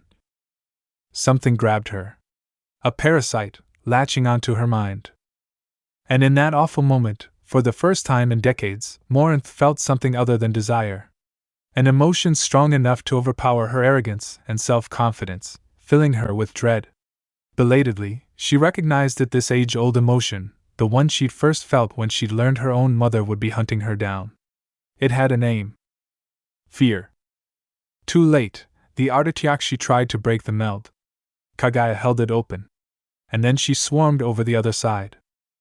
Morinth received the same treatment she dealt to countless others over her many years, the pain of having every thought eroded, her mind overloaded. Her brain began to bleed, hemorrhaging blood and other fluid as Kaguya systematically destroyed her nervous system, burning it out. Her mouth opened in a silent scream, the sound trailing off as her consciousness as utterly devoured and obliterated.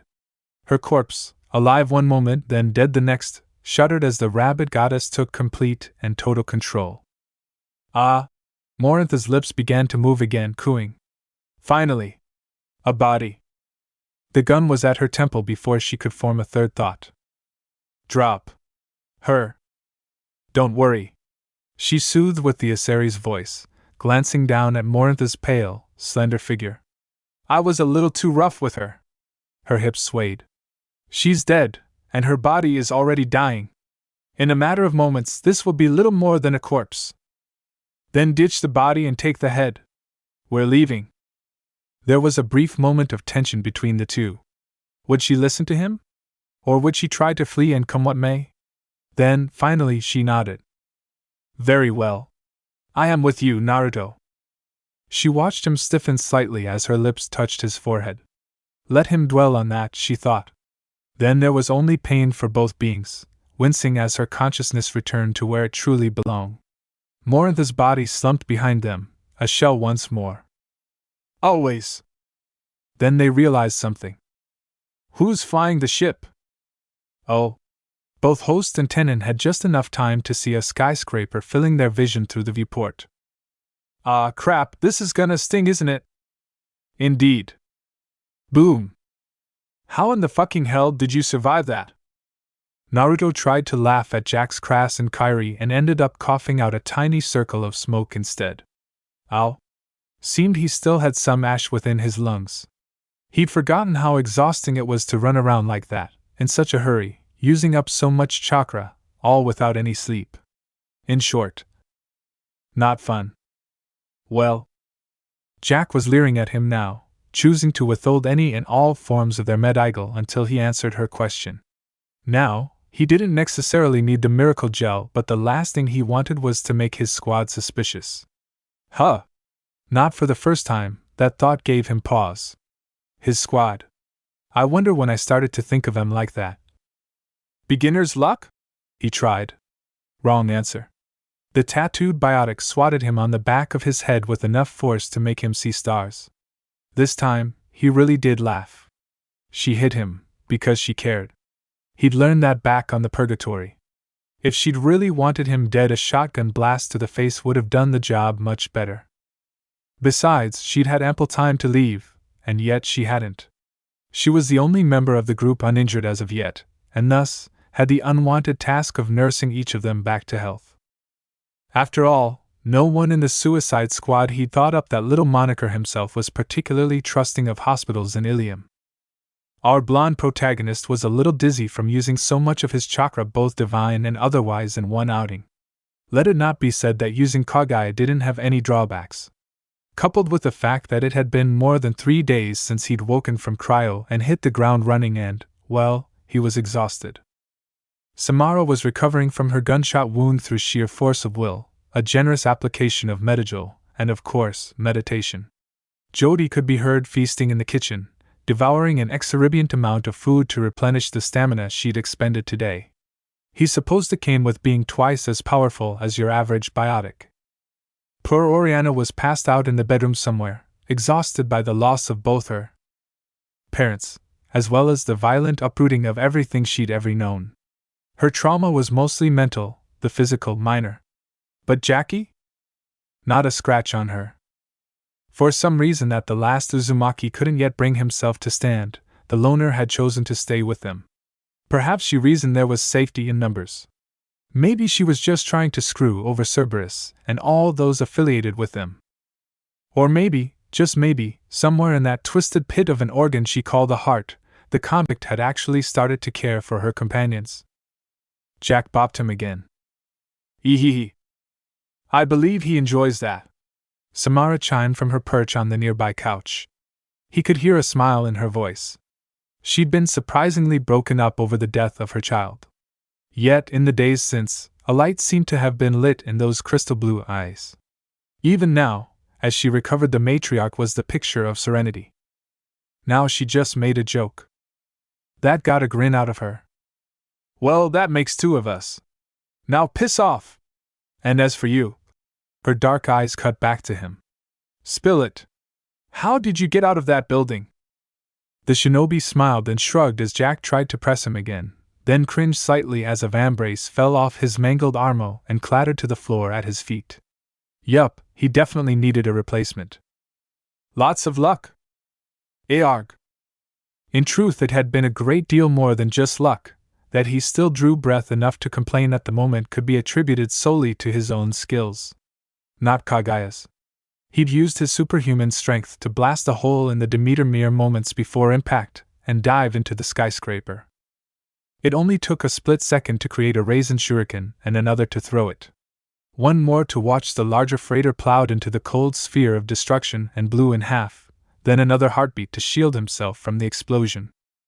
The subsequent explosion had blown him clear out a window and sent him skidding down the slope side of the building. From there, his controlled descent degenerated into a frantic flight for survival. Morinth's corpse slung over his shoulder, he was forced to alternate between running for his life and dodging falling debris as he went. He could still remember all the recall Kagaya's terrified shouts all the way down. We're going to die, she'd said. We're going to die, we are going to die. Just thinking of her very human-like terror, so unbefitting of a goddess, was enough to make him smile. I hate you. Why didn't you just fly? Dramatic tension. What ya gonna do? Besides, I may have, forgotten. About flying, that is. You what? Oh, and she's winding up again, dash. Stop hitting him, Jack. Jody's voice sang from the kitchen, drawing him back to the present. Still hard to believe she was actually calling her by her name now. They'd mellowed towards each other after the incident in the cargo bay, just enough that he didn't have to actively intervene every time they butted heads. Because it seemed like that was about to happen again. Sure enough, the freckled redhead came around the corner idly munching on a granola bar as she walked. Green eyes widened slightly when she saw Naruto was still wearing the melted husk of his old armor, but if she was at all upset by it, she did little to show it. Bessie's, her beef was with Jack, not him. Why don't you make me, princess? Of course, that set Jody off like a varan in a china shop, and soon enough the two women were bickering all over again. Naruto chose not to intervene this time as they bickered, instead limping over to one of the few empty couches positioned by the VD screen that provided them with regular updates on Ilium. Little arguments like this made it all worthwhile. After the chaos that came with the chase, they, along with a very stressed Oriana, had retreated to a nearby apartment to lick their wounds. It was, all things considered, a successful mission. Even if they had picked up an extra mouth to feed. But Naruto was satisfied. Morinth was dead, Samara was on his side, and with all the credits they'd taken from the Eclipse mercs, they could keep this place booked for the foreseeable future. It was a home, for the time being.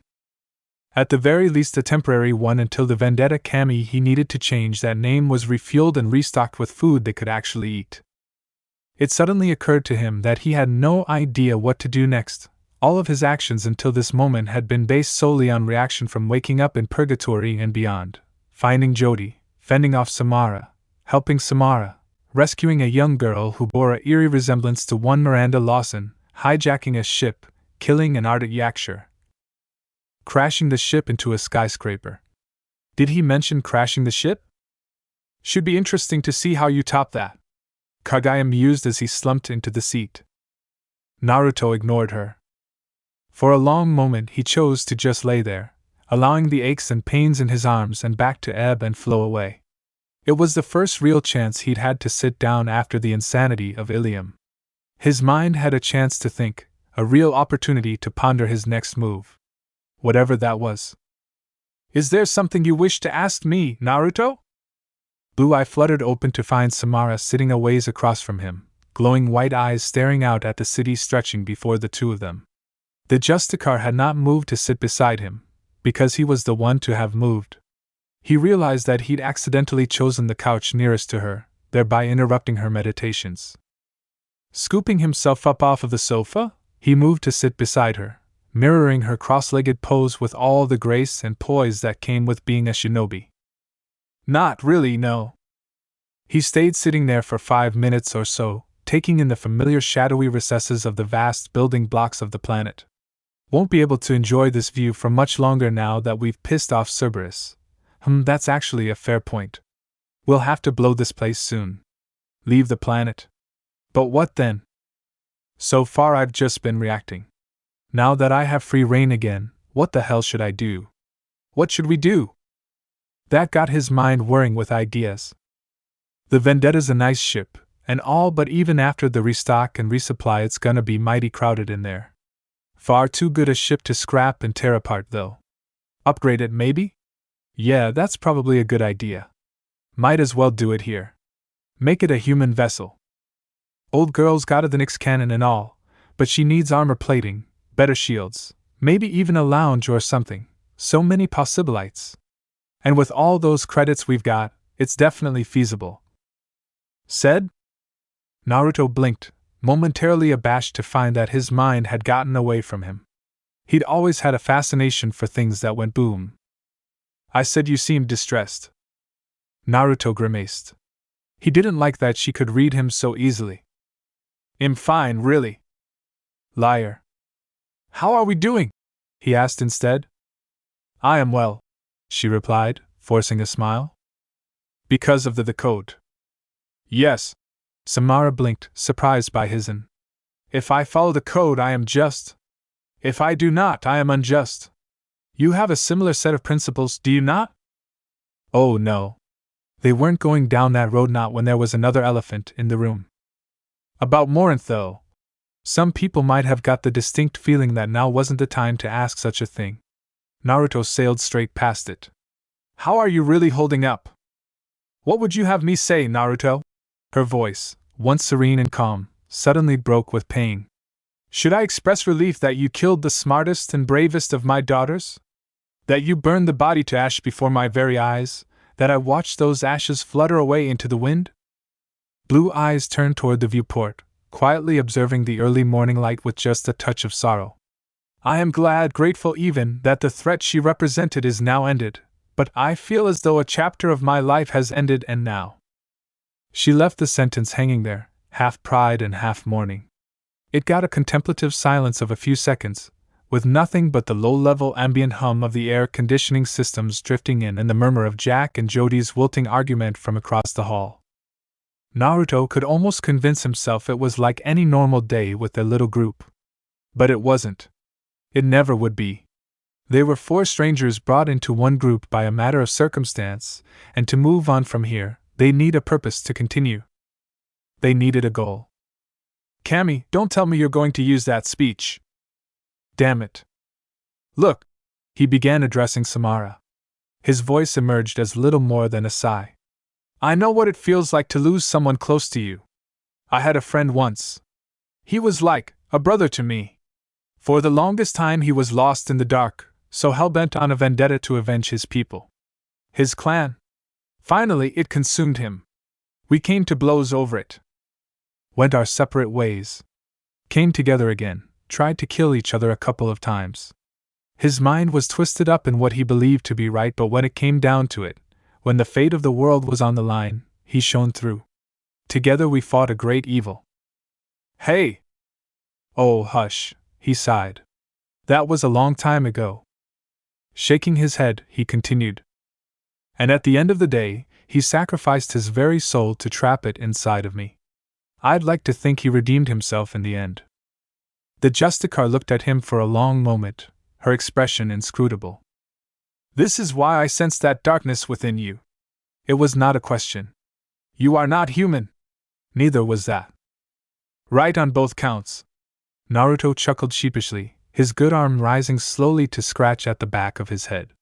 So, could you not tell the others? I think they'd appreciate it more if it came from my mouth. Well, he hoped Jack would understand. The alternative was being shot in the face. He really didn't want to be shot in the face. And you are certain they would not disapprove? They have proven themselves capable of violence at the slightest provocation. Lies and slander, Naruto murmured. They're good girls.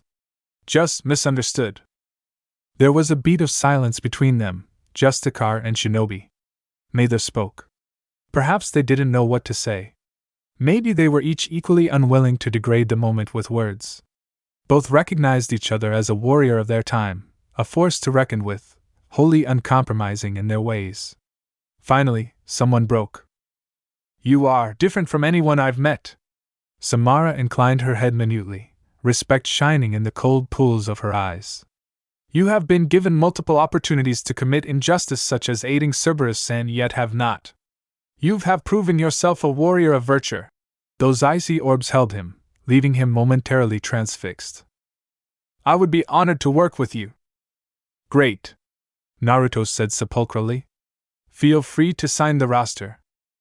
I must be sworn to your service then, so I am not forced to choose between you and the code. Oh, that sounded binding. She was rising now. Standing. That isn't necessary. Too late. Wordlessly she dropped to a knee. A faint biotic glow suffused her body. Her limbs. Blue eyes blazed white. By the code I will serve you, Naruto. Your choices are my choices. Your morals are my morals. Your wishes are my code. With those words her entire body seemed to pulse. There could be no other word for it, and all the hairs on the back of the blonde's neck stood at attention. He realized he was witnessing something few must ever see. How rare it must be, a Justicar, someone who prided themselves on justice itself, relinquishing her code to serve under him. It was humbling. I'm honored. If you force me to do anything dishonorable, she said as she rose, I may be forced to kill you once my oath is released. Was that a smile, lifting her lips just now? Naruto blanched. Right. I'll be sure not to do that. Both warriors turned as Jody made herself known, having at some point disentangled herself from bickering with Jack. Her words, however, were directed solely at Naruto. Slowly, grimacing at the cracking sounds that his melted armor made, he rose to his feet. Something you needed? So, what are we going to do with her?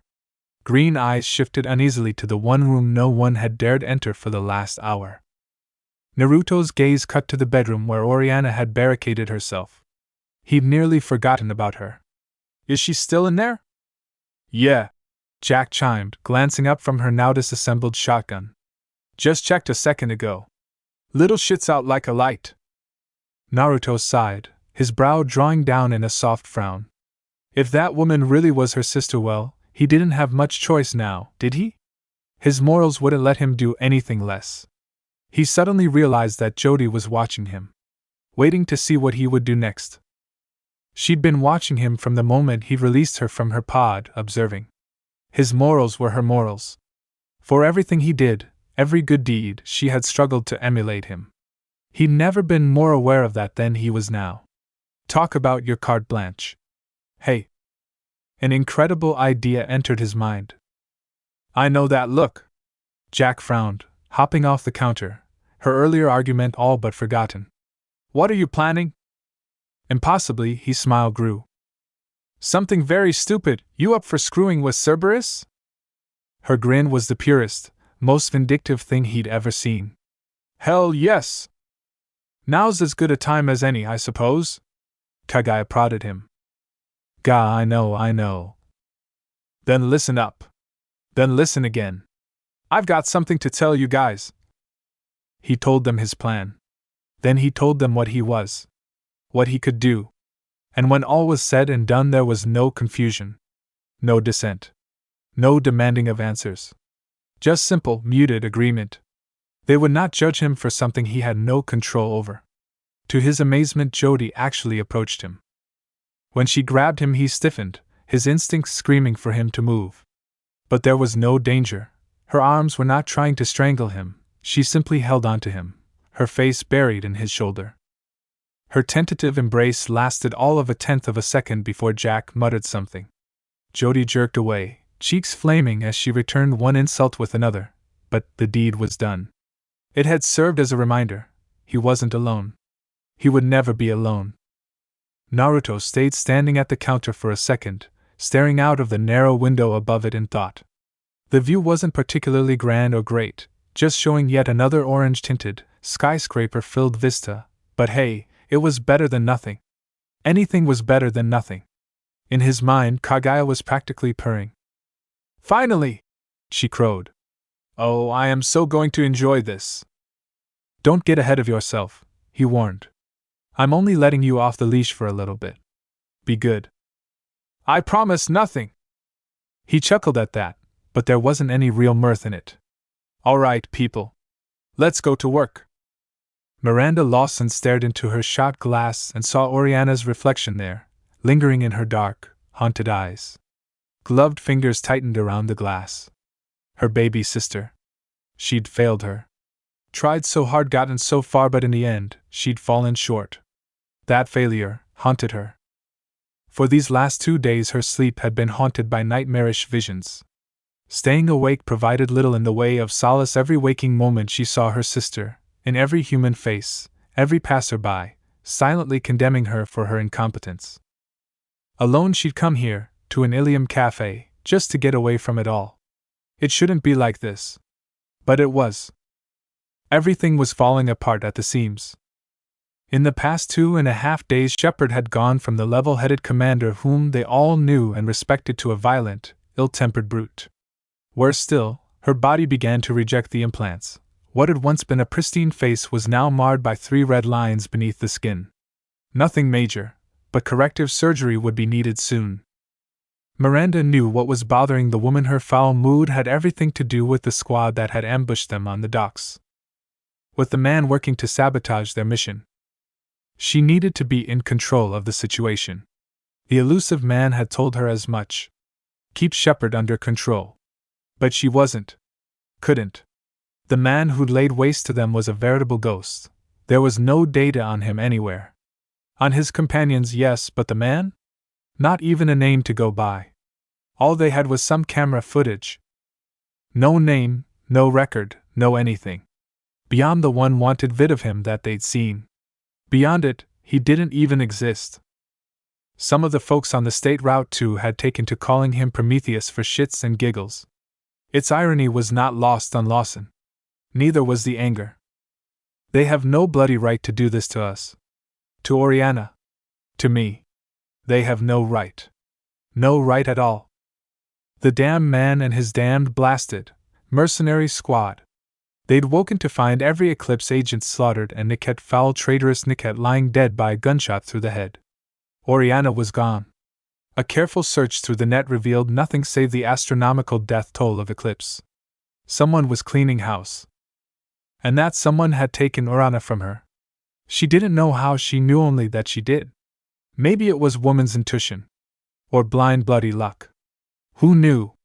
It didn't matter in the end. She would find him, and she would make him pay. Good afternoon, Miss Lawson.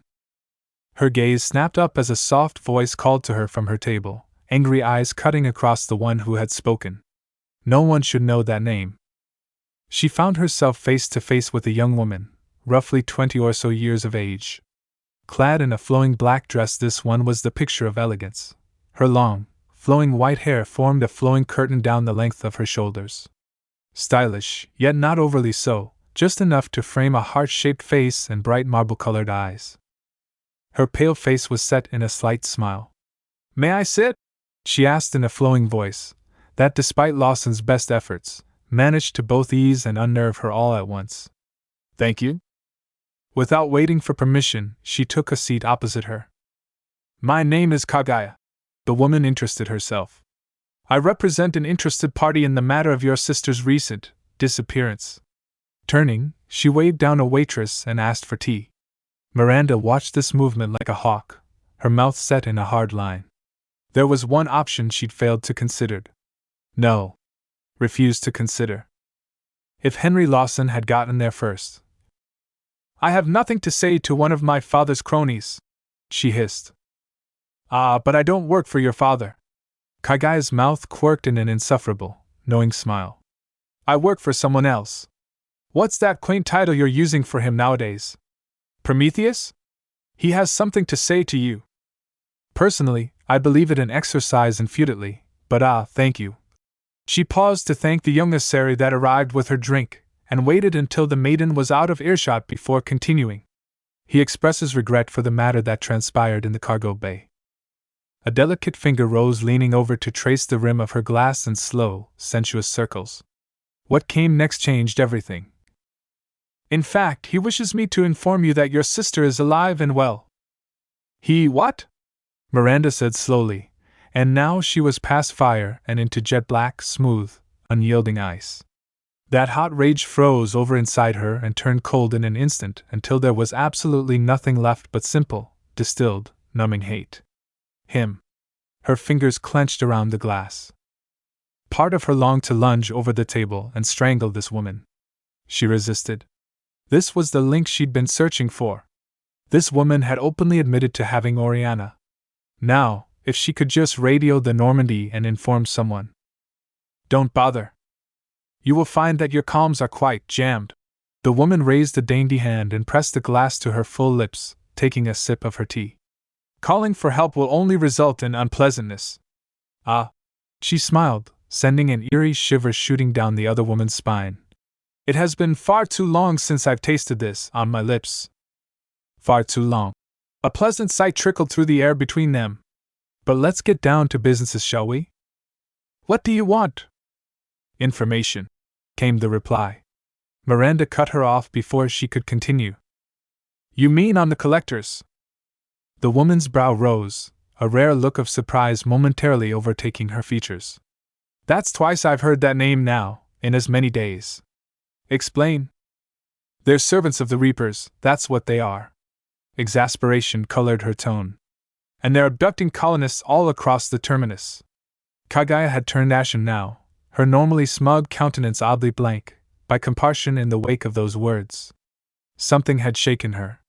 Badly. "Do you have an image?" She spoke slowly, choosing the words with care. "Of these Reapers?" Miranda summoned up her Omni tool. Jammed though it might be, she could still access her personal files. The picture arose almost immediately, revealing the likeness of what looked like a giant, armored, interstellar squid of some sort. Miranda had no way of knowing, but these were the same creatures that had once struck fear into the heart of this woman. She had no way of knowing that she was practically a goddess, that even she feared these creatures. That she despised them, beyond all else. "That was sovereign. A Reaper," she explained. Kagaya nodded slowly. "I see." Her words were barely a whisper. Miranda saw it as an opportunity. She capitalized on it. "Look, we should be working with one another, not..." Kagaya didn't answer. In the ensuing silence, Miranda began to have a very bad feeling about Kagaya. Quiet was good, but everything could be taken too far. When Miranda looked at this woman, there didn't appear to be any major change, and then those wide eyes swung around and met Lawson's, and her heart skipped a beat. Those eerie eyes suddenly frightened her very terribly, and she couldn't say why. It was more than just their pitiless, steady ice burn. There was something there that slid a frozen hand down her back and throttled her nervous system, and she couldn't understand what it was until she realized he was looking at it the wrong way. It wasn't that she could see something in her eyes. It was the opposite. She couldn't. What she was looking at was the complete absence of limiting factors, of constraints and rules and codes and anything that it could or would have held a sane, rational persona back on any other day. She was staring into an abyss that was staring back. And then, the woman spoke. "I am not here to negotiate an alliance, Operative Lawson." Her voice could have frozen hydrogen. "I am simply here for an exchange. Do you, or do you not, wish to see your sister again?" For a horrible moment, she couldn't bring herself to breathe. Because she already knew the answer. Yes. 1,000 times yes. She loved her sister more than life itself. More than Cerberus. More than humanity. If it'd keep her safe, then she'd do anything. Even kill the elusive man himself.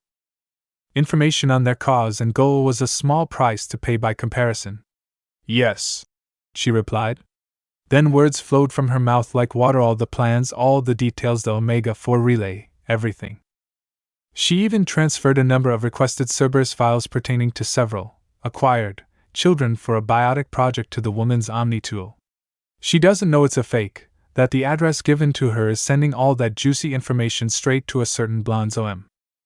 And all the while Kagaya just stared at her with those eerie white eyes and listened. Watched. Waited. Finally, after what felt like hour but had really only been half of one later, she finished her tale. "Is that enough?" Kagaya smiled. "Yes." Miranda couldn't quite stifle her relieved sob. "Oh, thank God." However, once more, the silence was deafening. "What?" "You've provided me with useful intelligence, and for that I thank you. But I think we should continue our relationship." A cold knife of dread stabbed at the Ice Queen's heart. "What do you want me to do?" Kagaya's smile was decidedly deadly. "My benefactor has a plan. Suffice it to say you owe him a favor. One task. Whatever he asks, you will do. This is not an attempt at blackmail, merely a promise. We will not harm your sister in any vein, but neither will we allow you to return her to Cerberus custody. They cannot be trusted, not by any means. Keep her on the ship if you must. But when the time comes, remember what you owed him. That is all I ask." "And I say no?" "Ah," Kagaya purred. "I was hoping it would come to this." "Come to?" Miranda didn't see the third eye blossoming in the woman's forehead until it was too late. She'd never experienced a genjutsu before, one as finely laid as this. In an instant she was hopelessly bound, her mind captured and taken hostage as a single command was imprinted upon it. Kagaya smiled. "Good girl. Now you're going to be oh so helpful and do whatever I say, nay?" In the time that it took to put the elder Lawson in a trance, she summoned Oriana out of the shadows. The girl remained quite skittish in her presence, but soon this would all be over. A wink, and it was. Miranda blinked, touching hand to her forehead. Odd. Why did she have a migraine all of a sudden? Must be the stress. But even that thought fell away as she laid eyes upon the now stock-still figure less than a foot or so away from her. Her eyes widened and she shot up from the table like a rocket. "Ori?" The girl stiffened with a small cry, a deer caught in the headlights, standing ramrod straight as her sister went to her. Kagaya almost pitied her. "Well," Miranda said after a deep intake of breath. "That was very enlightening." She looked over at the woman, who had apparently made it her number one mission to maintain eye contact at all costs, and then at the quiet woman pinioning her with that gaze. Bloody hell. Her head swiveled once, as if to say, "Keep talking." So she did just that. "I can't thank you enough for." "Farewell, Operative Lawson," the rabbit goddess said, rising effortlessly from the table. "It has been a pleasure." Her mouth quirked in a slight smile as she moved. Heels clicked quietly against the floor as she walked, gliding effortlessly into the distance. "We will not meet again." When she turned to risk a glance back at her, all she saw is a plume of smoke. Meanwhile, in the Ilium marketplace. Fuawak! Naruto jerked and doubled over as the clone poofed out of existence, its memories and Kagaya rushing back to him in a red sea of pain. Putting her into a clone had been risky as well as painful. His lungs were twin cauldrons of fire by the time he got control of himself again, throwing up a mental metal wall between him and the shards of glass stabbing into his brain. He had no idea how he was still alive, but he was damned if he was going to object that he was still among the living. Risky. His mind chastised. That was very, very risky. But it paid off, didn't it? Creating a clone was easy, but giving Kaguya direct control over it, allowing her to leave his body, that it hurt. Taking all the chakra back into himself was taxing even for his regeneration. But sending an unknown was the only way to ensure Miranda wouldn't leave outright, and now he had a wealth's worth of information stored in his head. Collectors. Servants of the Reapers. The same abominations who'd glassed his planet and sent him to this faraway era. Or was it a different universe entirely? Who knew? Perhaps they simply purged all universes, in time. Bah, no more brooding. He needed to recover. Ah, Kaguya purred like a contented kitten from within his head. That was wonderful. Shame about the Reapers, though. It killed my good mood. Jody was suddenly at his side as he came back to himself, her green eyes wide and frantic with terror. He could hear her words, faint and muffled through the pain, and then pop. With a blink, his hearing returned. Right. Fine, fine. He soothed at her, straightening from his pained crouch, his hands creasing at his armor. Just catching my breath. In the meantime, since they'd put his plan into action, he'd purchased a suit of ebon black armor to replace the one he'd charred in the fires. All sleek edges and streamlines, the heavy plating was more than enough to stop most bullets, as were its shields, yet still light enough for him to move like the warrior he was. The thing handled like a dream, even when his body hurt like hell. But it was more than that. Collectors. Reapers. He had a connection now. A link. A goal. A purpose. The same beings that had attacked his home. Slaughtered his people. Did it work?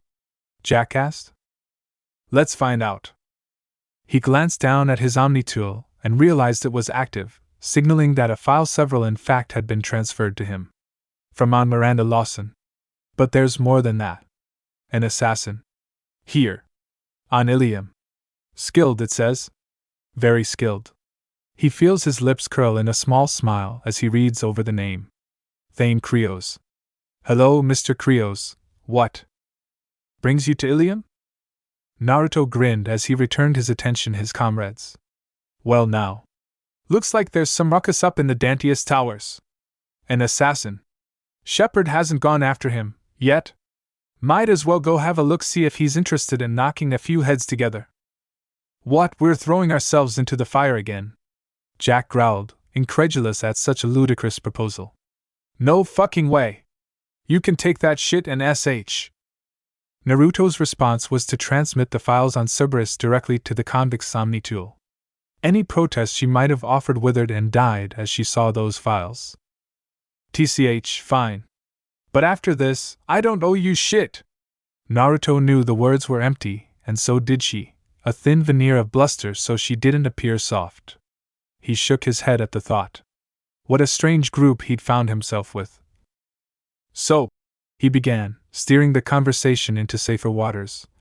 I guess Samara isn't back yet. I am here. Naruto started slightly as the Asari's voice sounded behind him. She had somehow managed to sneak up on him when he wasn't looking. Jesus, don't spook me like that. I apologize if I have offended. Her head inclined demurely. Did you find out anything? The Justicar inclined her head in a nod. Operative Lawson returned to the ship with her sister immediately. I can verify that neither she nor anyone else has left the Normandy since. The bug you planted has picked up some chatter as to their plans, but nothing concrete yet. The unspoken warning lurked there, hanging like a noose over their heads. They haven't moved against us yet, but they will. Soon. Naruto knew it. Jack knew it, and so did Jody. Their move against Miranda was solely a delaying action, one that disguised an intelligence mine as gesture of good faith. Oriana had no idea they'd stuck something like that on her clothes. At least now, they wouldn't be completely blindsided. But once they discovered that bug, it was going to get ugly. Fast. Good. That means we've got some time. So we find Krios, make an offer, and then we get the hell out of Dodge. He trailed off as he saw Jody poking around a nearby kiosk. The gentle green pools of her eyes were fixed on what looked like a set of azure armor with a price tag that made his recent acquisition look positively tame by comparison. So focused was she on said item that she neglected even to take part in the conversation at all once she determined he was in good health. Unbidden, a chuckle leapt from his lips. You want that, huh? She started, caught red-handed. Ah. Jody. Yeah. Her eyes shone in unspoken need. Naruto sighed and made the purchase. There. It's yours. Now get suited up. We've got a drill to find. The redhead beamed. She'd never been happier in all her life. Commander Shepard had never been more miserable in all her life. She didn't understand what was going on. Jane didn't understand it. She was a hero to humanity. A bloody icon. The butcher of Torfan. She made the hard decisions, did what was right. Some might call her ruthless. She thought of herself as pragmatic. She did what was necessary for the good of the galaxy. She'd stopped Saren. Thrown away human lives to save the Council, gave them their deaths in exchange for the lives of the Destiny Ascension. Secured humanity a seat on that damned throne, done everything asked of her and more. But now, she was nothing. Being beaten by a bunch of merchants was one thing, but this? Being tossed out of the Alliance was like a punch to the gut. From a drunken Krogan. Yeah, she was working with Cerberus. But they were only ones doing anything about the colonies. That had been the last straw. So the Alliance kicked her out. Fuck them. Fuck that man and his allies. Fuck everyone. They'd thank her someday. At the end of it all, she would be the one to save them, and then they'd come crawling back, Anderson and all the rest. She was a goddamned specter. She needed the Alliance. She had the elusive man's backing, and she had her team. What was left of it? If this stranger kept acting as he did, he was going to undermine everything. Jane hated him. Despised him. That cocky grin of his, the odd way he spoke to her, the demeaning, mocking lilt of his voice. He thought he had the upper hand on her. Thought he was in control. But she paid her debts. Her eyes narrowed on the grainy footage before her. Finally, they had a name to go tie the face. They'd let it slip. Naruto. She was going to end him. One purchase and a discreet discussion with another Asari later, and Naruto and company were on their way. They jogged down to the garage and selected a car to suit their needs, staying carefully away from what looks a great deal like several shoddy taxi cabs, and they all piled in. Within seconds, they're jetting away into the searing brightness of Ilium, ready to wage another war. The coordinates have come through from Miranda's file. They mark out a location deep in the residential district. Jody calls up a map as they plan their next move. They'll land near the tower under construction, rather than just fly up. Less risk of being shot down that way. Ilium flashed past the windows, a never-ending blur of twilight speckled with streaks and spots of brightness. It's quiet in the car. All they could hear is the quiet hum of engines. Jack drives, and for once, they actually stay aloft and don't get shot at. She circles around the building he's chosen and brings the car down. They get out, weapons in hand, and wait for the inevitable assault. Inevitably, Jody was the first to find her voice, a soft whisper barely making itself known over the fading sound of the car's engine. So, now what? Samara's ice blue eyes roamed the platform, and found nothing. We should be prepared for an ambush. It is likely that they have guards waiting. Anybody home? There was no response. Naruto frowned and signaled each of them to wait, wondering if they'd somehow gotten it wrong. No guards to greet them. Not even mechs. He walks to the edge of the building and looks down. Darkness yawns beneath him, crisscrossed by flying sky cars and the occasional tanker. No guards above. None below. So where is everyone? He steps back and double-checks the coordinates on his Omni tool, unease growing within him. They're in the right place. Aren't they? Could he have done something foolish? Naruto considered asking Jack if she'd done something wrong or made a mistake. Somehow tries reaching him once more, and then a warning flashed in his visor. So too, did Kagaya's voice in his head. Sniper lock! Incoming! The bullet should have pierced his shields and blew a hole through his brain. It didn't. Instead, he was merely staggered, stumbling back into the car. Jack raised a hand and the next shot whistled harmlessly overhead alongside the unlucky Eclipse sniper who dared to take the shot. Naruto laughed, because suddenly their vision was brimming with a sea of yellow and black uniforms. A raisin shuriken circled lazily in his hand. He felt the adrenaline pounding, his heart hammering with the promise of action. So it begins. There is a simplicity to war. No time to think, none to react.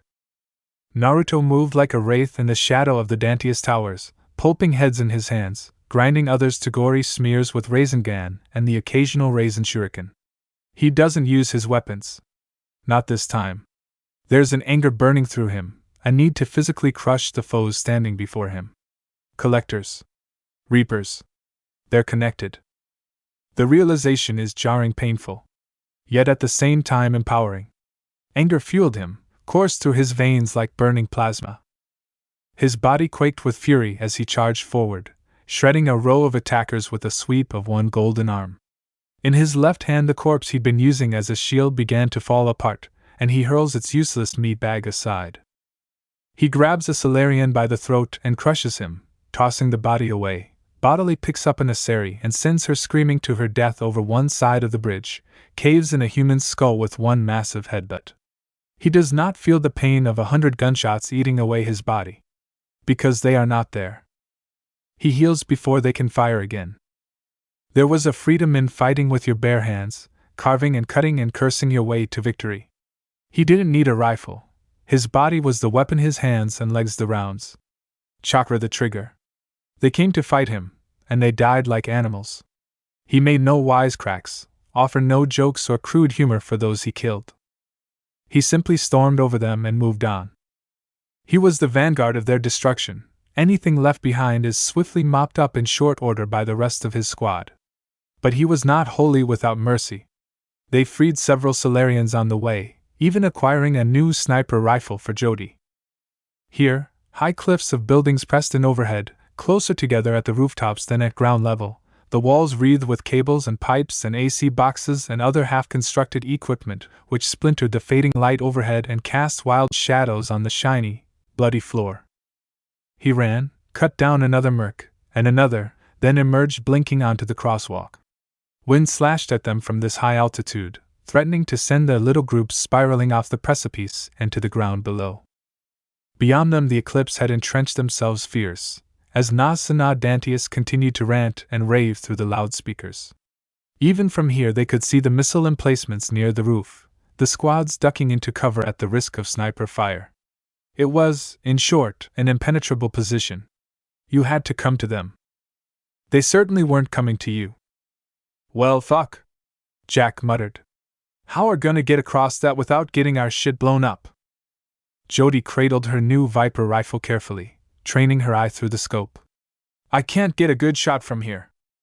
I could form a shield, Samara offered, but I am not certain it would last under that much fire. Naruto sighed. Kagaya frowned. What are you? Plan B it is then. Wordlessly he tugged onto his helmet, the world falling into a slight blue haze. A HUD formed in his peripheral vision, locking onto the soldiers and mechs, one by one until he was certain he had targeted most, if not all of Nassen's remaining forces. From there, it was a simple matter of channeling chakra to his gauntlets. Kagaya gasped. He could practically hear the thoughts slot into place in her mind. Oh, I love Plan B.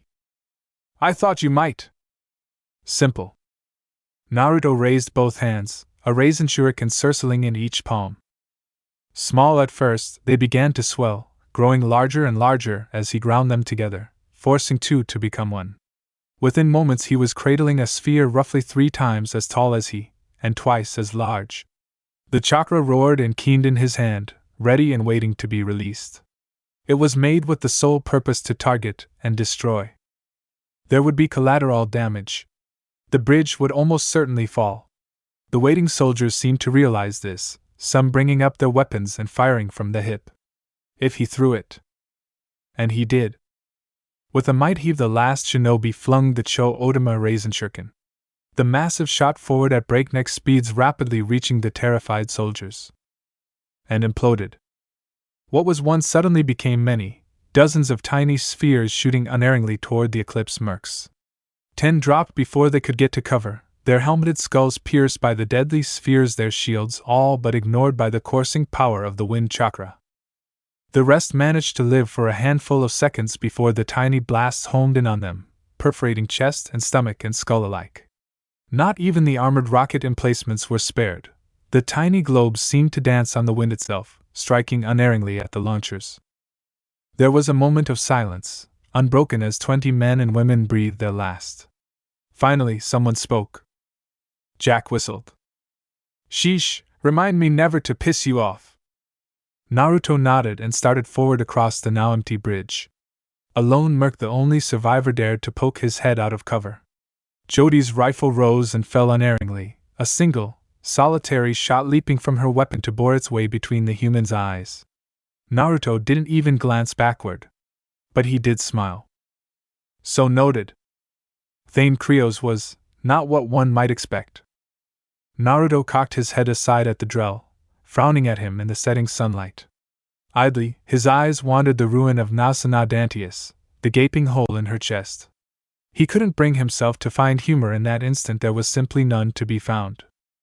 The Drell had dropped from the vents like a wraith, ending 3 men and killing the crazed Asari before he could blink.